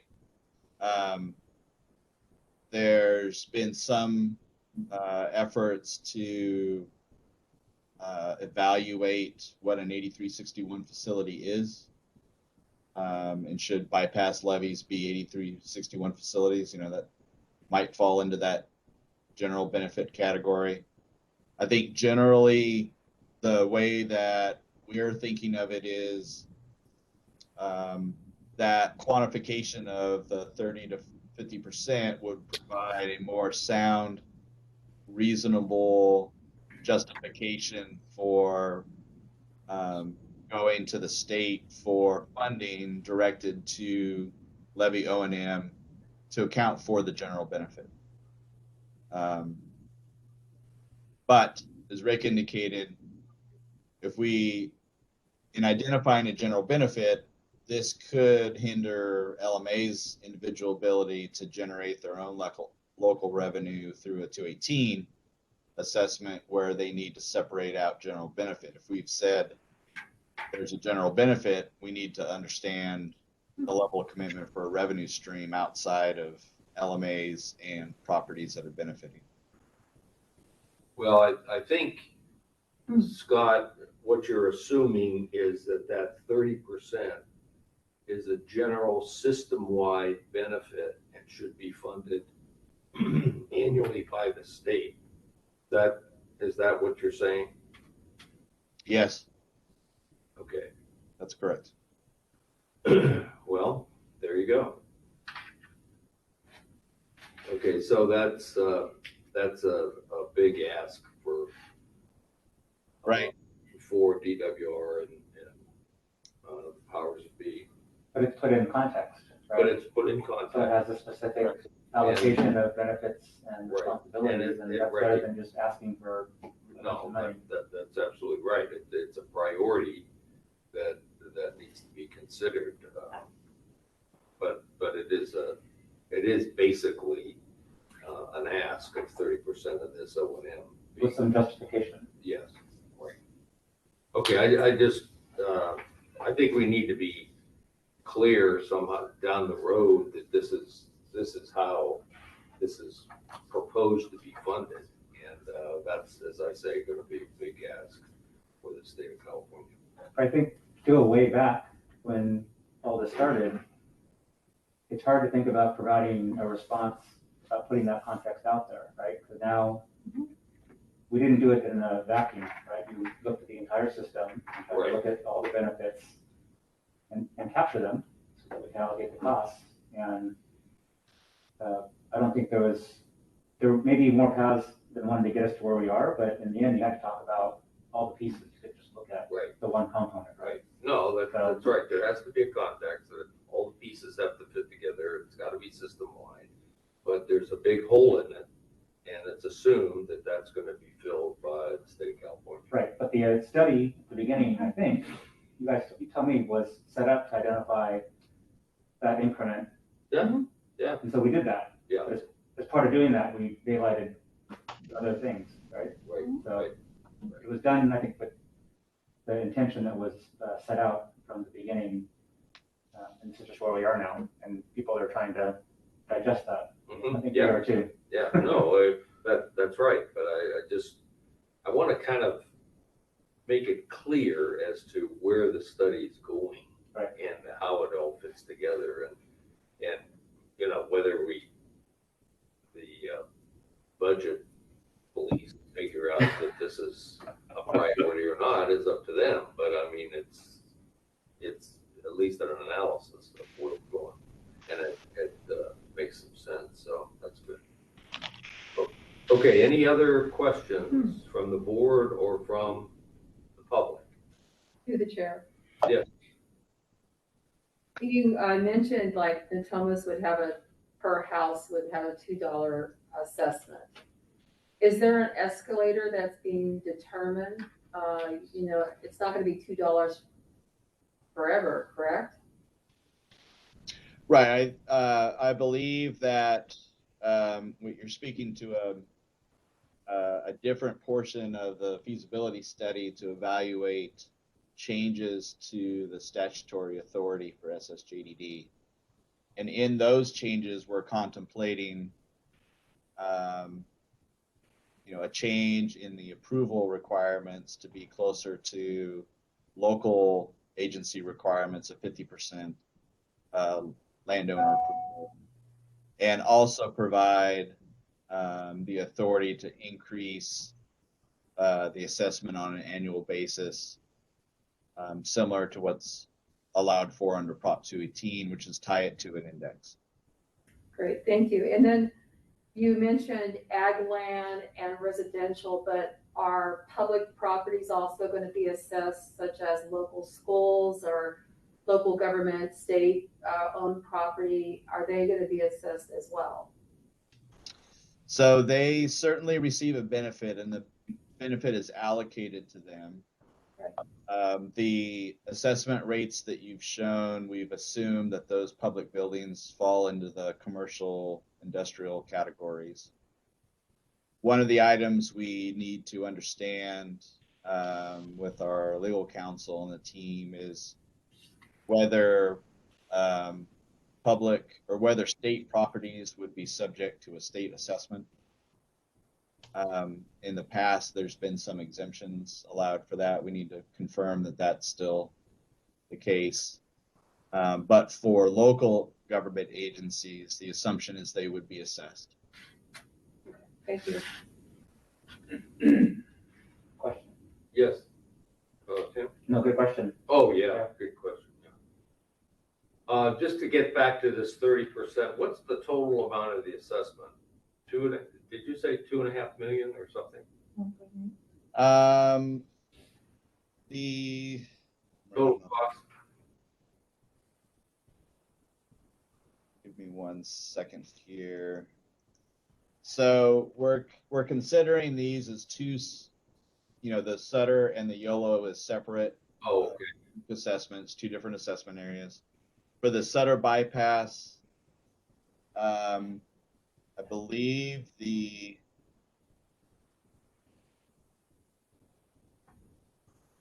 see, sorry for a second here. That was not in the slide deck, so I'm gonna pull up. Let me get back to you on that question here shortly. I'll pull that information up, see if there's. Yeah, I'm interested to know what the 30% number translates into. It looks like 750 million.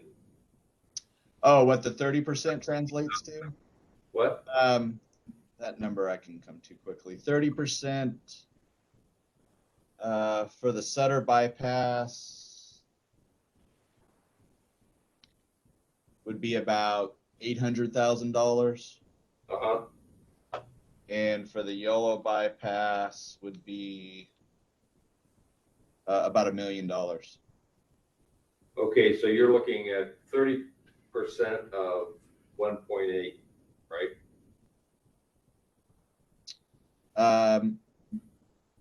Ryan, if you would go back to slide 15. Well, that's okay, Scott. What we're looking at is 500 to $550,000 a year is what we're talking about in terms of state costs. It's more than that. So for the Sutter bypass system, you take that 2.6 million, multiply it by 30%. That's about 800,000. For the YOLO bypass, the 3.3 million times 30% is about $1 million. So combined, we're looking at about $1.8 million. Okay. For 30%. If we think it's 50%, you can not quite double that. Okay. So, all right. Okay, anything else? State benefit ask, they would also receive a credit for, theoretically, they would receive a credit for the 8361 facilities. They're already maintaining those. So that ask might not be that complete 2 million. I think what I'll do is generate a summary of that ask, and we'll distribute that for stakeholder and board feedback.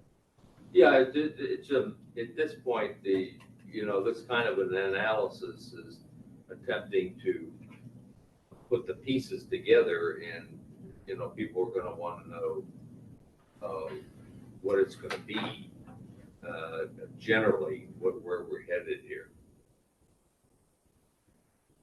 Agreed. Anything else on this? This is an informational item. So just a couple slides to quickly finish up here, Mr. President. Ryan, if you go back to the last slide, there were two other items stakeholders responded with on the methodology itself. One of the comments was to, instead of utilizing the percent of flow diverted off of the river to determine the benefit, we should be looking at the percent of the bypass capacity used. And so How is that different? It's a little different. I think the question is that I need to work through with stakeholders is understanding, is there, so let's just say the west side of the Sacramento River, Sutter Basin,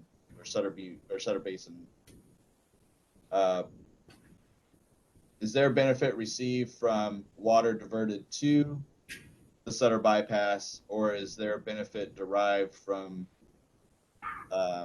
their use of the Sutter bypass? There's a little bit of a nuance there that would have, to define the benefit.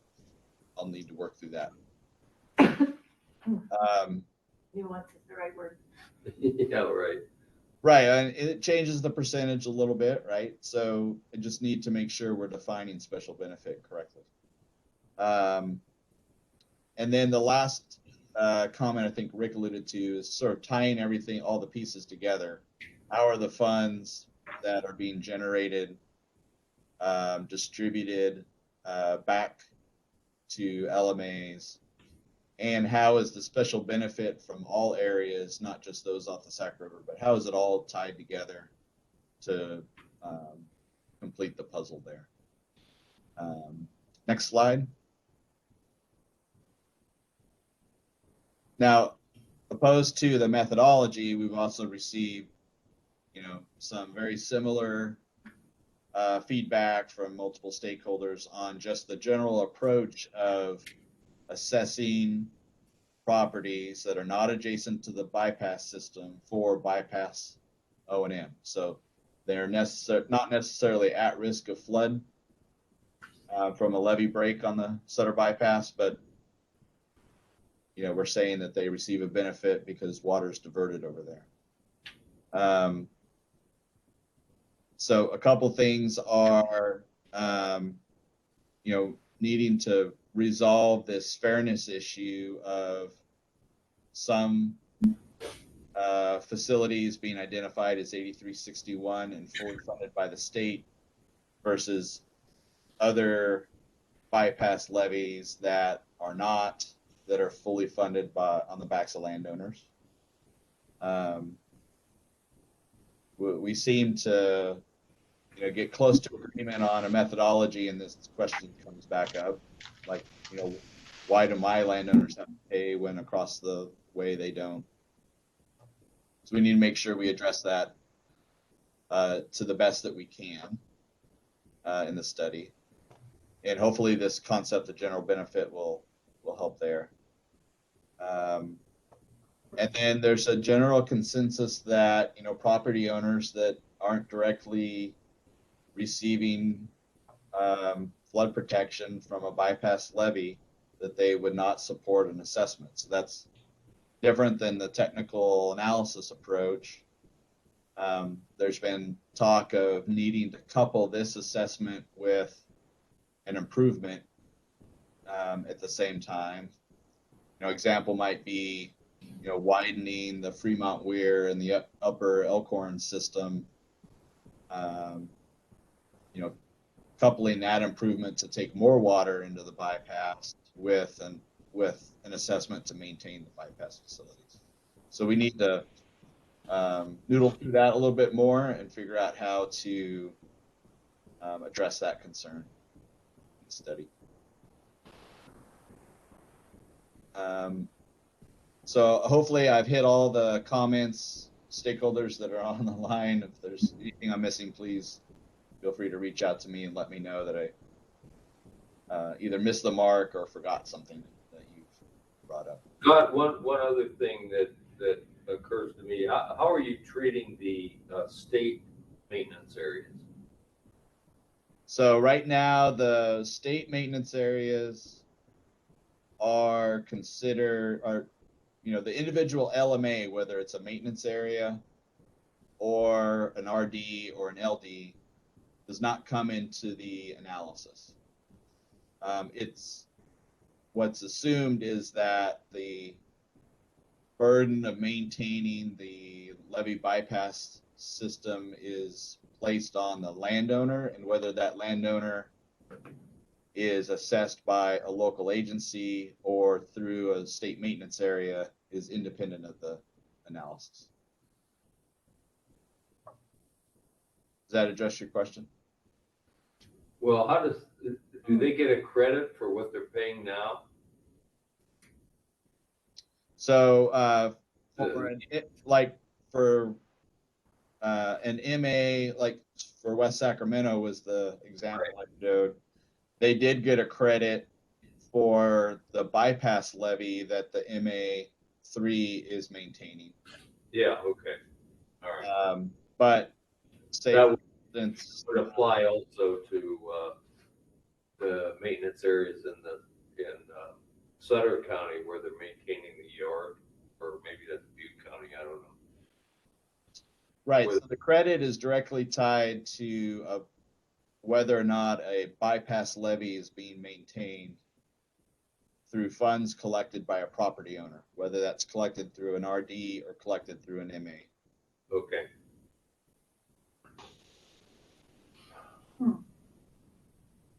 Okay, a lot to consider as we're going forward. Obviously, this is a complex issue. Ryan, can you go back a slide? Thank you. I'm too far away to read that. Well, I'll provide an overview. Thank you, Scott. Point, right? So just a brief schedule update. We're in the middle bar, so continuing to develop and refine the methodology as well as the test cases for the remaining categories and conducting stakeholder meetings. So for category 1, the team plans to complete the analysis by the end of December this year. For category 2 and 3, the beneficiary analysis will be completed in January of 2022. And final stakeholder engagement for all the categories will be conducted in February of 2022. A draft feasibility report and implementation plan will be presented for staff review in March next year. And public review on the draft report, we anticipate to occur in March and April of 2022. And staff would like to host a board workshop to walk through the comments on the draft report and consider any revisions to be made. So that will happen after the public review period we're thinking around the end of April. So perhaps a board workshop in May. And a final report will be presented to the board in June of 2022. Okay, thank you, Ruth. You're welcome. Any other questions or comments? Okay, seeing none, let's call a brief 10-minute recess, please. Thank you. Thank you.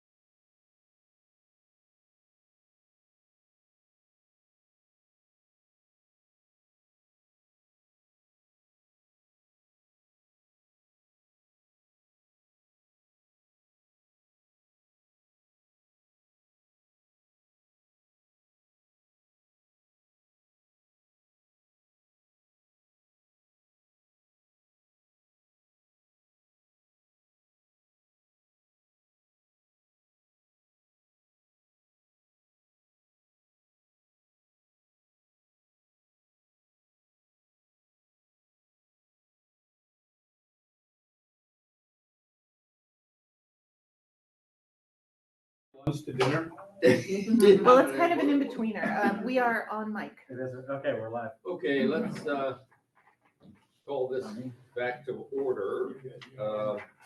Thank you, everybody. I know that was a long, complicated presentation, but I think Scott and Ruth got the information she wanted from the board. Thank you for your patience on that. We're on item 10E, which is an informational report on the Sacramento River Basin West Sacramento project, YOLO bypass, East Levee, and Mike Delazzo from our staff and Vance Cave from Department of Water Resources has this. Mike, you want to introduce this item, please? Sure, it would be my pleasure, President Edgar. So good afternoon, President Edgar and members of the board. My name is Mike Solazzo, Senior Engineer with the Plan Implementation and Compliance Branch. Yes. I would like to introduce this exciting item 10E, which is an informational briefing on the reauthorized West Sacramento project in general, but focuses on the project partnership agreements between the board, the federal government, and the local sponsor, the West Sacramento Area Flood Control Agency, and highlights the construction of the YOLO bypass East Levee portion of the larger project. This is a really exciting point in time for the project. I'm happy to introduce Vance Cave, the project manager in the Department of Water Resources Flood Projects Office, who will present the project details and next steps. As Vance will discuss, there is no board action requested today. The agreements and the findings under the California Environmental Quality Act are expected to come before the board in February 2022. With that, I'll turn it over to Vance to begin the presentation, and I'll be available to answer any questions. Vance? Great. Thank you, Mike.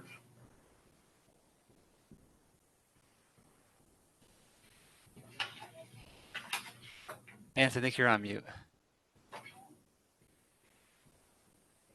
You got me now? Yep. Yeah. Okay. Good afternoon, everyone.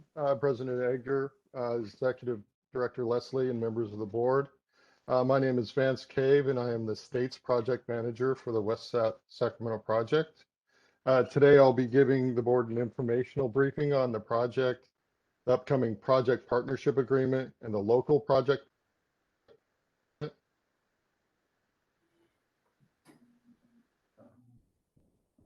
Oh, Vance, we're kind of losing you a little bit.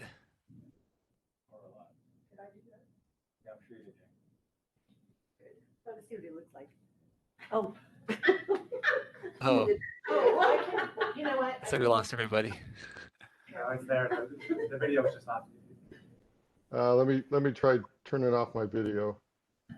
Is that- Vance? Yeah, that's He's That's turning right off there. his He's turning the video. video off. You're back, Vance. I heard you. Okay. There we go. Like I said, this presentation may look a little familiar. I presented to the board last December in anticipation of a new start and federal funding last year. Unfortunately, that did not come to pass, but this year I return with renewed hope that the project's going to get federal funding and a new start this year. To start with, our project partners are the West Sacramento Flood Control Agency, and the federal partner here is the U.S. Army Corps of Engineers. Next slide.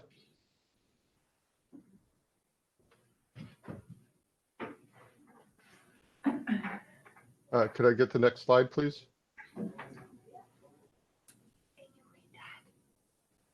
Vance, we're seeing the project history right now. Oh, there it is. Okay, it took me a minute to come up on my machine. Here I show a little bit of the project history and how the project has gotten to this point. Starting back in 2016, the West Sacramento General Reevaluation Report was completed, and the Chief's report was signed. This identified all the needed repairs in the West Sacramento levee system. Later that year, the West Sac GRR was included in the Water Infrastructure Improvements for the Nations Act and was approved by Congress although no funding was appropriated. In 2018, the project was included in the core work plan that appropriated funding to West Safeco for preliminary engineering and design work for the project. And in early 2019, the board approved a design agreement and the local design agreement with West Safeco, and we began the first project element, the YOLO Bypass East Levee, which we call YBEL. Later that year, the project environmental impact statement, which is the program document for the entire project, was certified by the West Safeco board, with West Safeco being the lead agency for CEQA on this project. Moving forward into 2021, the project plans and specifications were completed for the YBEL element. And later the year, we've got me telling you that the supplemental environmental assessment, initial study and mitigated neg deck for the YBEL element was approved by the Safeco board earlier this month. And lastly, I'm giving this project informational, and the project partnership agreement and local project partnership agreement are being prepared for future consideration by the board. Next slide.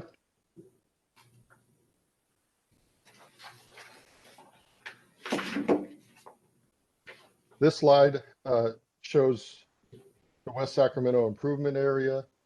The blue shaded area is the area that will receive the flood risk reduction enhancement from the upcoming project. Next slide. Now to drill down just a little bit and get a bit more specific, the lengths and the features that are shown are from the work detail in the West Sac GRR. The work, the YBEL work, is shown with the little red circle up in the upper left, and the red, blue, and purple lines identify the work that's going to be done in the project as per the West Sac GRR.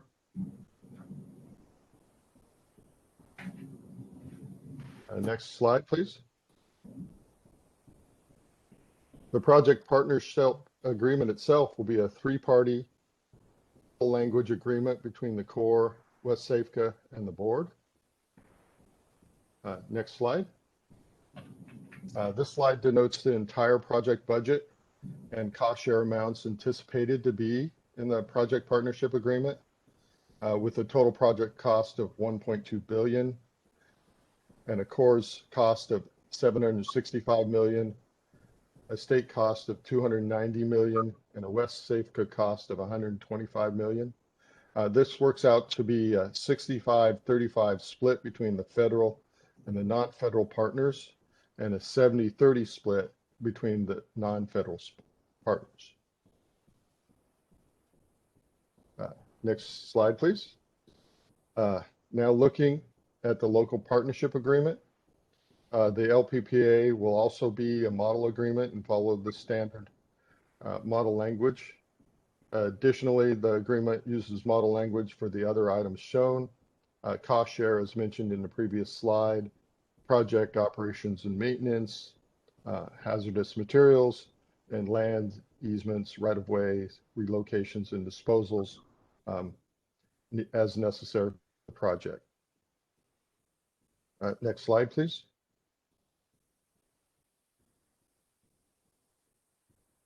The project's path forward. Today, I am presenting this informational for the agreements. The next step is word of the anticipated new start construction and work plan funding from the Corps. We anticipate to get news of this the first week of January, and the anticipated initial funding is projected to be in the $25 to $35 million range. Following that, I will come back in front of you to recommend approval of the PPA at the next available board meeting. We've kind of targeted February of next year for that. And following that as closely as possible, we're going to try to advertise for bid to catch this year's construction season. And that is the end of my presentation. So at this time, I'll take any questions the board might have. Okay, questions from the board on this item? Joe, do you have a question? No. Okay. Anybody from the public have questions on this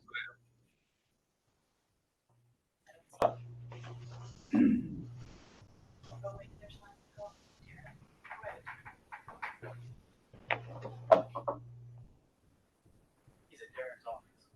Okay, Darren's got his hand up. Oh, he does. Darren, you have your hand up. He does. Hi, thank you, President Edgar. I just wanted to make a quick comment. I just got off our federal call with our lobbyist and just giving us an update into the federal FY22 appropriations process. You saw on the earlier slide there about a February timeframe anticipation of approval of a new start. Just given the dynamics around the Build Back Better Act and those conversations that are occurring, there is an expectation that things could go longer than February 18, which is the extension or the end of the current continuing resolution. So that could just create some further delays. So I just wanted to bring that to your attention. Thank you. Okay. Thank you, Darren. That's helpful. Vance, it looks like current planning is going to put off your new start date till, well, who knows? Yeah. Okay, but we understand from what you're saying that really the next action that has to occur is the new start funding before we can get serious on this cost sharing agreement. So thank you for your presentation. This is an informational item, as he pointed out, and we'll be going to item 10F at this point. And this is going to be presented by this is the Lower Elkhorn Basin Levee Setback Project. Andrea Buckley from our staff, as well as David Pesavento on the system-wide benefits DWR office. Andrea, please. Good afternoon, President Edgar, members of the board. My name is Andrea Buckley. I'm the Chief of Environmental Services and Land Management Branch, manager of the Sacramento and San Joaquin Drainage District. I'm here to introduce David Pesavento of DWR's Division of Multi-Benefit Initiatives Office to give you a progress update on the Lower Elkhorn Basin Setback Levee Project.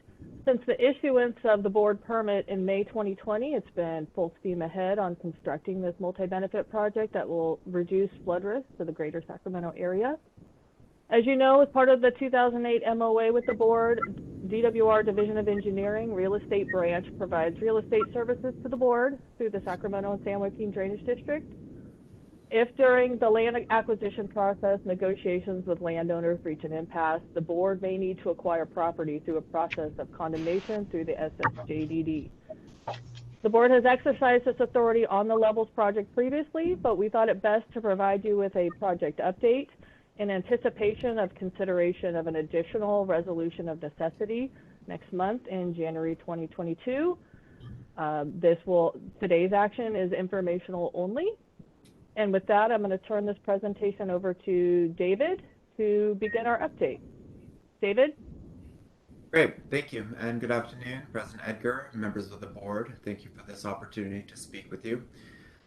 This is, as Andrea said, just a quick informational update and briefing on the progress. So you can see this slide. Just as a bit of background, I believe everyone's familiar, but a bit of a catch-up. This is the first DWR-led multi-benefit project to come from and consistent with the Central Valley Flood Protection Plan that this board has adopted. The Division of Multi-Benefit Initiatives is leading this project. It started following, in this division, following a reorg from the Division of Flood Management. A few key issues that this project has been dealing with through the course of this project more recently. Of course, the COVID-19 pandemic has introduced some challenges with this project. This project was brought out to bid during the pandemic.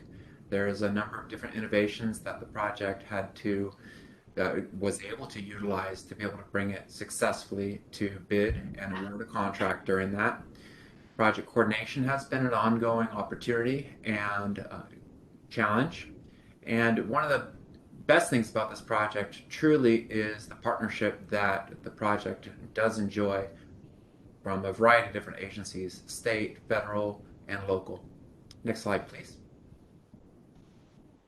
Brief overview of what this project is. It is a 7-mile long setback project. The project is setting back the Sacramento Bypass Levee and the Yolo Bypass Levee by approximately 1,500 feet. This will approximately double the size of the Sacramento Bypass and enhance the capacity of the flood system in that area, as well as about 60,000 CFS along the Yolo Bypass. There are significant ecosystem improvements that are associated with this project. One of the primary and immediate ones is the expansion of the frequently inundated floodplain. This project also is key to support regional agriculture. One of the direct improvements is to the Lower Elkhorn Basin. This levee, it provides reduced flood risk to the basin, and associated with this project, we are upgrading the interior drainage components, which also add to that sustainability. Construction did start in August 2020 and has been continuing since then. Next slide, please. The photos that you're going to see, I want to give a quick shout out to our team. Colin Hanley on our team came up with a really great way of not just showing these photos that were taken by our Public Affairs Office, but he came up with this great way of this picture-in-picture kind of option, showing you the perspective in the basin where this photo is. This particular photo is highlighting some of the construction of the setback levee. You can also see the interior drainage ditch and some of the culverts that are also being constructed as part of this. Of note here, you can see a temporary access road. You can see a portion of the seepage berm that's also being constructed with this project, and the winterization. Next slide, please. There are a number of other components in this project. One of them is a pump station. As this board may recall, the basin historically has been 3 different reclamation districts: Reclamation District 537, 785, and 827. Under this project and through partnership with SAFECA, the reclamation districts have been combined into one Reclamation District 537. This increases the efficiency of the oversight in the basin, of maintenance in the basin, and as a part of this, the project is constructing 1 new pump station that will consolidate 3 historic pump stations. This is a view of that pump station. There's been significant progress on the pump station, and the majority of the structural components have been completed to date, and the project will be moving on with the mechanical and electrical components in the very near future. Of note also, in the background of this photo, you can see the Sacramento Bypass, and you can see just a little bit back on the skyline downtown Sacramento. Also on this view is the Corrective Action Mitigation Unit for the Bright landfill. Next slide, please. This is a view of the temporary tie-in along the Sacramento Bypass. A few things of note here at the Sacramento Weir. The project is coordinating extensively with the Army Corps of Engineers and the Sacramento Weir Widening Project.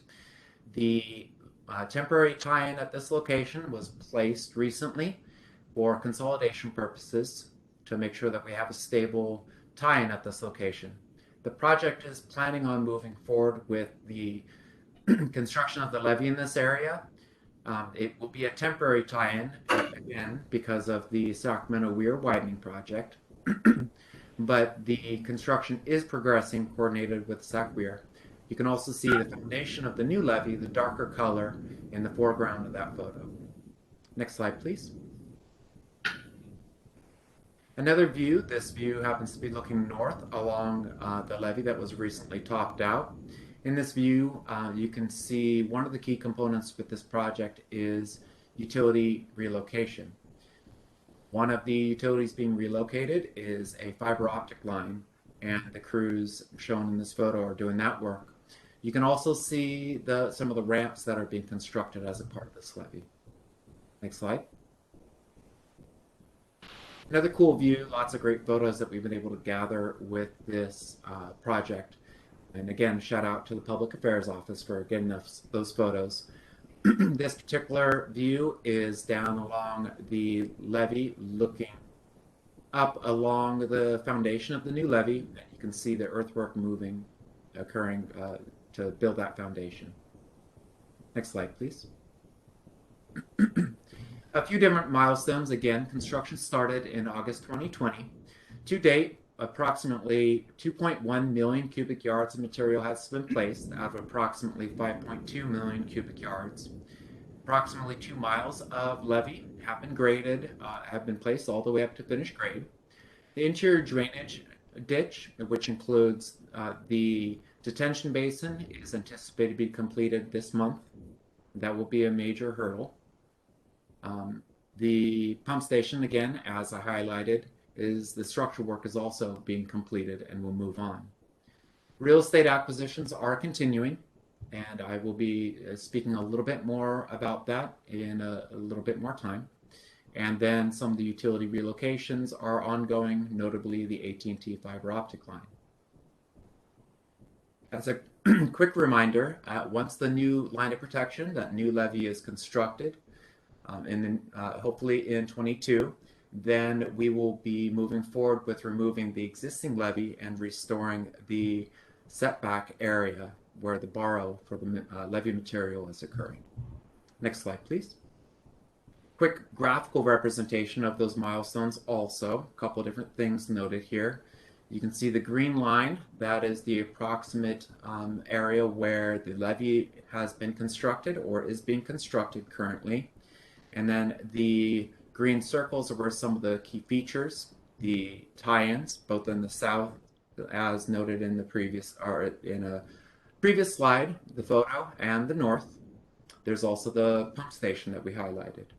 Interior drainage features, the ditch, the new construction of the new ditch does stretch all the way from I-5 all the way down to the existing Sacramento bypass. Next slide, please. Again, this project wouldn't be possible without all the strong partnerships that we have been able to gather and enjoy.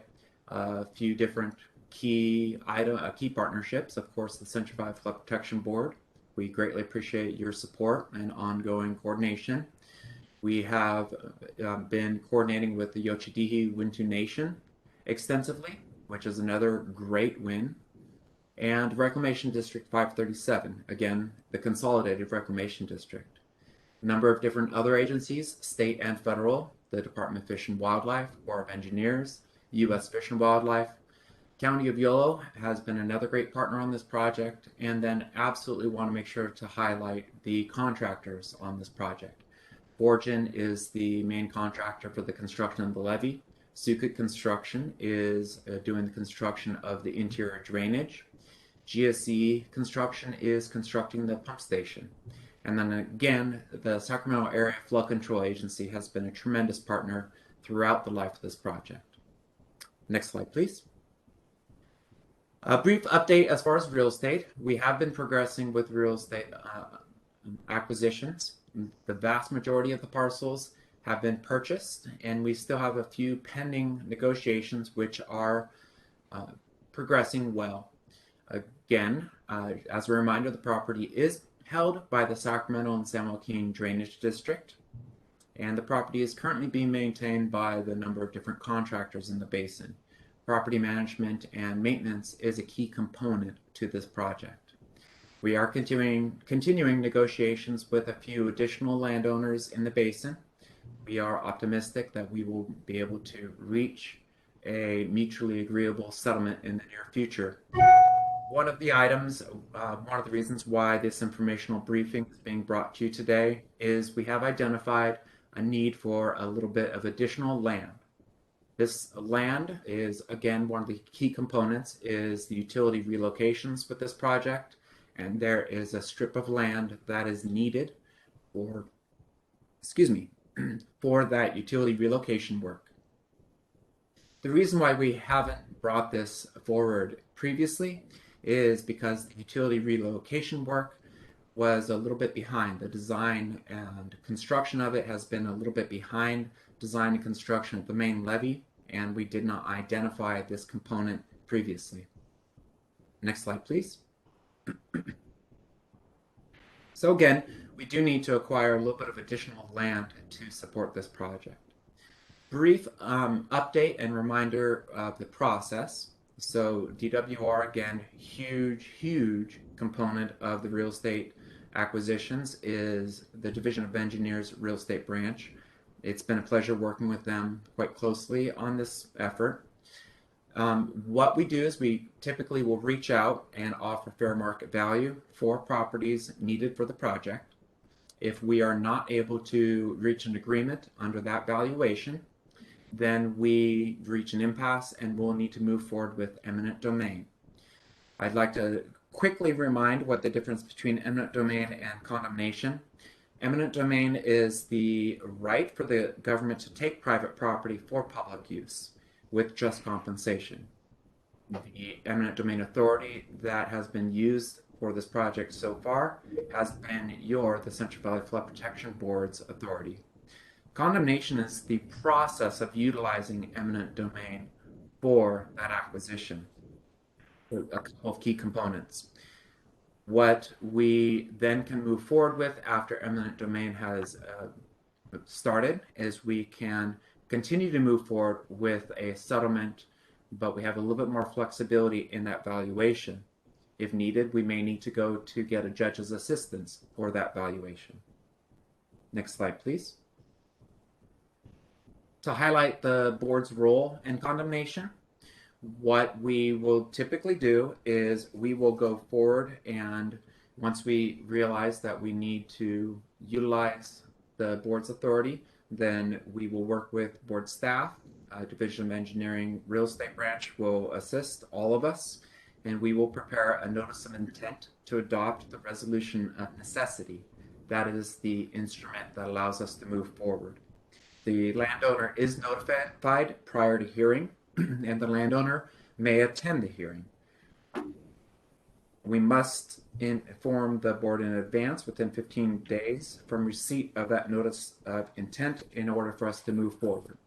The board will receive a package for this action, which will include a copy of the proposed resolution, information about the project, a copy of CEQA compliance, the draft notice of determination, acquisition summary sheet and owner response if they choose to submit any, copy of the notice of intent, an exhibit map, and the proposed deed.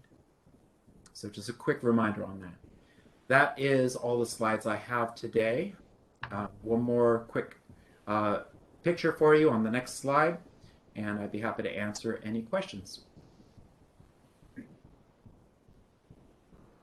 Okay, thank you. David, do you have the number of parcels we have acquired in this project at hand right now?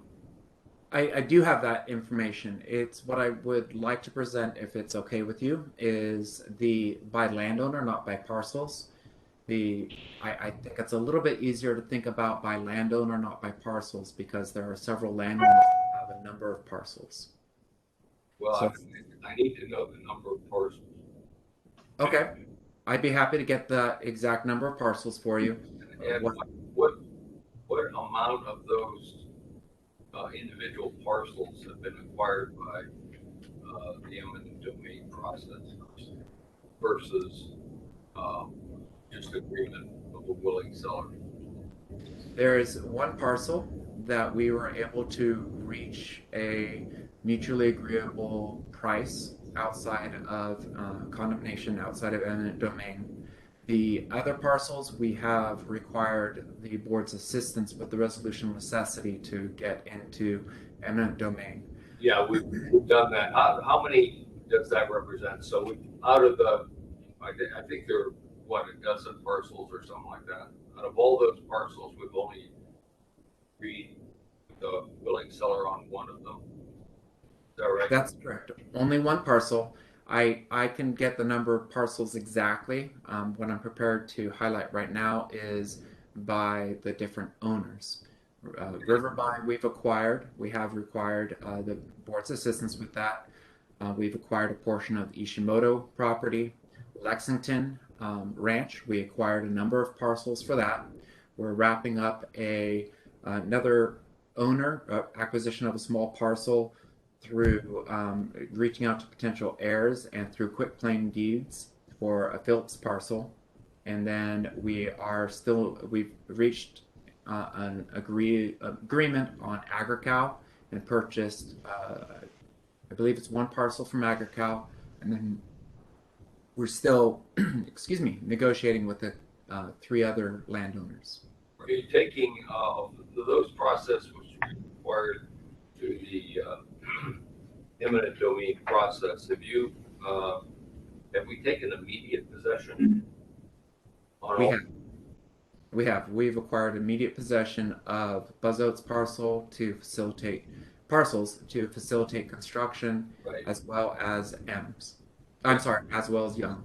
So with those ones that we've acquired, we're essentially going to pay the price that we ultimately agreed on, or the court tells us to, right?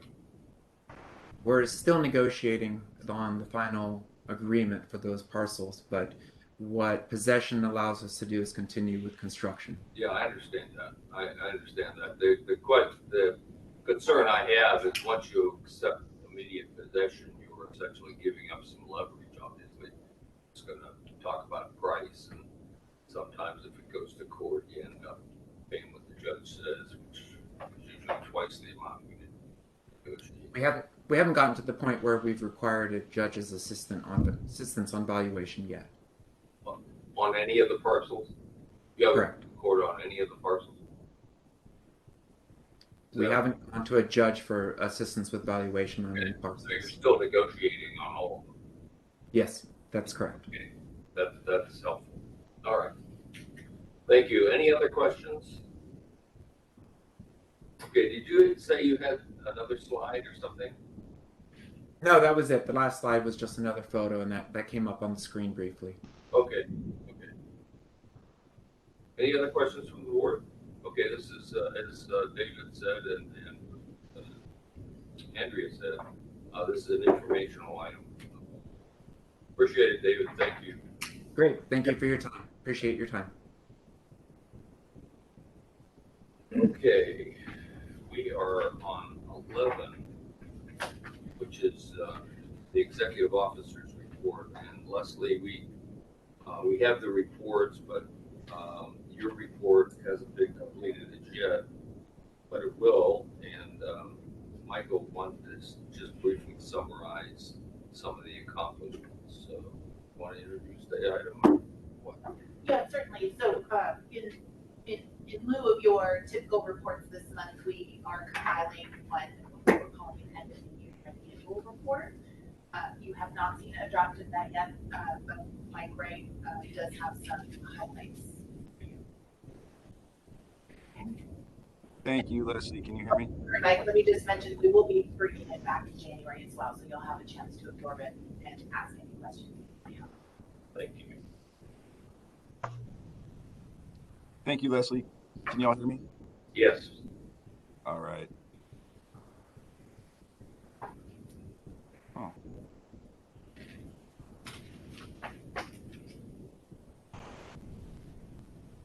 All right. Good afternoon, President Edgar and members of the board. I'm Michael Wright, Chief Engineer for the board.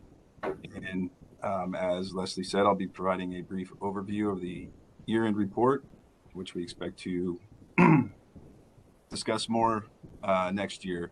This year was the first full year working in the pandemic, but it's also been close to 2 years since we started working from home, which we've seen many challenges, but also some benefits in working from home. We have adapted to the virtual meetings and have kept performance at a high level, which I'm proud of staff for being able to do that. In 2021, we onboarded 10 new employees, and thanks to our admin staff for their help with those efforts. We also processed a total of 26 Public Records Act requests that produced 523 documents, which Detta Hunt of board staff has been instrumental in helping us get those put together and sent out. We've moved forward with Title 23 updates, one of those updates being approved by the board today to update our permit revocation process, and thank you, Sarah, for your work on that. We have formed a new branch this year, which is now fully staffed. It's the Flood Planning and Programs branch managed by Darling. And that branch is responsible for the board's work pertaining to a lot of things, namely the Central Valley Flood Protection Plan, the Yolo Bypass Cache Slough Partnership, review of water sustainability plans associated with the Sustainable Groundwater Management Act, the Sacramento and San Joaquin Drainage District Assessment District Feasibility Study, which you also heard earlier today, and the San Joaquin River Restoration Program.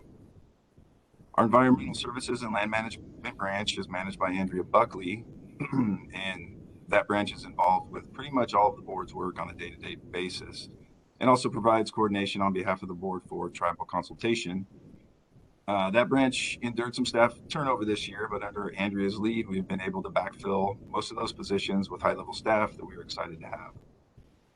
Also within this branch, in 2020, the board in San Joaquin County entered into a memorandum of agreement to jointly address homeless encampments and debris accumulated located on Sacramento and San Joaquin Drainage District property. In 2021, the parties implemented the MOA to begin that important work. The Plan Implementation and Compliance branch, managed by Greg Harvey, was extremely busy this year working with the Corps, SAFCA, and DWR implementing the American River Common Features 2016 projects. Also working with the Three Rivers Levee Improvement Authority on various projects, including the Goldfields 200-year levee improvement project, and also working with the San Joaquin Area Flood Control Agency on the San Joaquin project, including the Smith Canal Gate project that the board was able to tour earlier this year. The Operations branch, managed by Eagle Leong, oversees 3 of the board's regulatory programs, permitting, enforcement, and inspection, and also leads our efforts on Public Law 8499 work. Permitting section went through a significant change this year when Senior Engineer Gary Lemon retired, leaving a huge void. However, we were able to backfill Gary's position with Mr. Stephen Lamb, who's been a great addition to the team, was able to be trained by Gary before he left and really hit the ground running. The permitting section processed approximately 140 approvals through board and executive officer delegated permits and project authorizations, which is pretty much equal to what was done in 2020. The enforcement section accomplished a little more than they did last year, and they were able to close 20 enforcement cases. And finally, for the operations branch, our inspection section was able to perform over 100 construction inspections.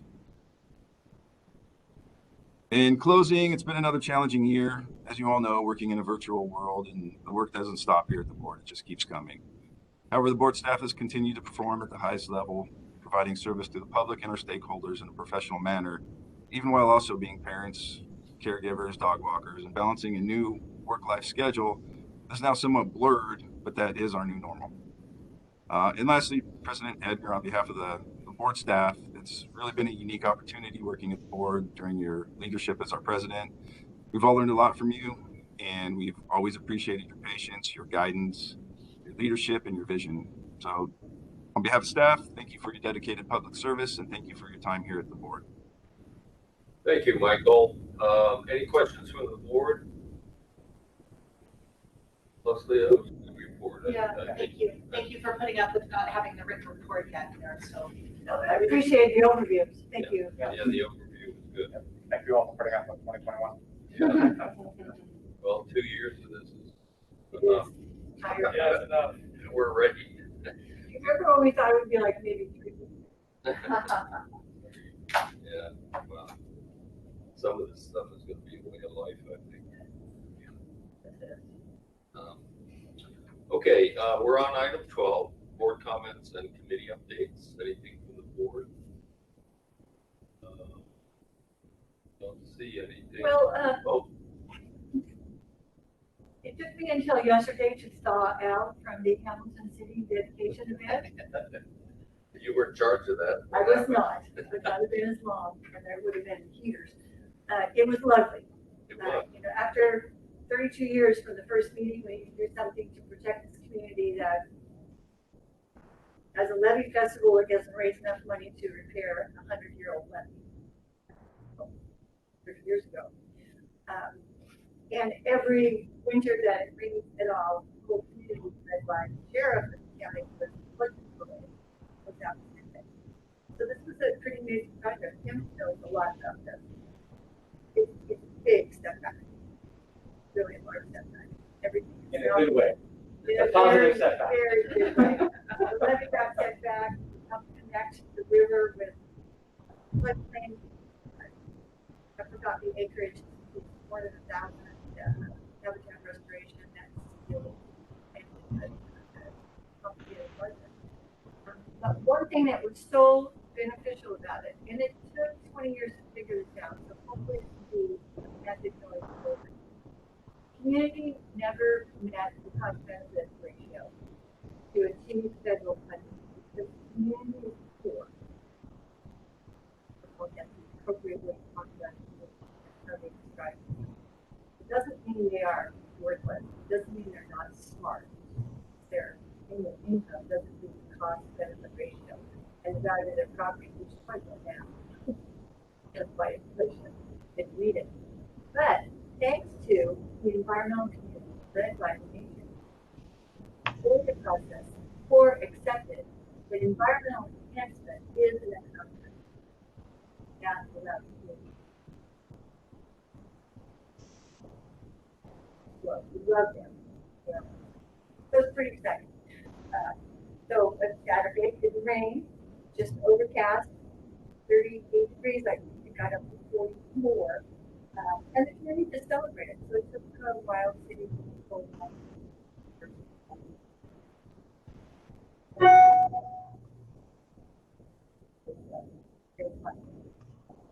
It was. Leslie and I accompanied Jane to this event, and it was amazing. That city is like, what, 5,000? 1,900. 1,900 people. And 2 congressmen showed up. Mm-hmm. 2 congressmen showed up. And they hugged each other and complimented each other as they each got to go up there and say how they really worked together to push this through the federal government, which is true. Yeah, they did. And it actually is true. This was a case where the community just said, no, we're not going to accept that. We're going to go back to Washington. We're going to do this. We're going to keep at it. And they have a person who heads up the local. They formed a reclamation district. Yeah, I guess in order to do this and accept the money and so on, they have to form a reclamation district. And this woman is head of the reclamation district, and she's a supervisorial nurse. Mm-hmm. And the training she went through, she just absolutely doesn't take no for an answer. And they persisted and they won. They won. That's great. So It's absolutely amazing. That's a great story, especially recognize the time involved. Yeah. I think the last time I went to an event with the predecessors of all those organizations, including the colonel at the time, was probably more than 20 years ago. Mm-hmm. Yeah, And well, they got to 22 years. They got to feasibility, right? And there was no non-federal share, and there wasn't going to be a local contribution to the non-federal share. And I'm almost positive that the Corps used their comprehensive study authority, and the state provided all of the money from the CalFed Big Delta Restoration Program because they recognized, like the Corps did, the environmental benefit. And that's how feasibility was paid for.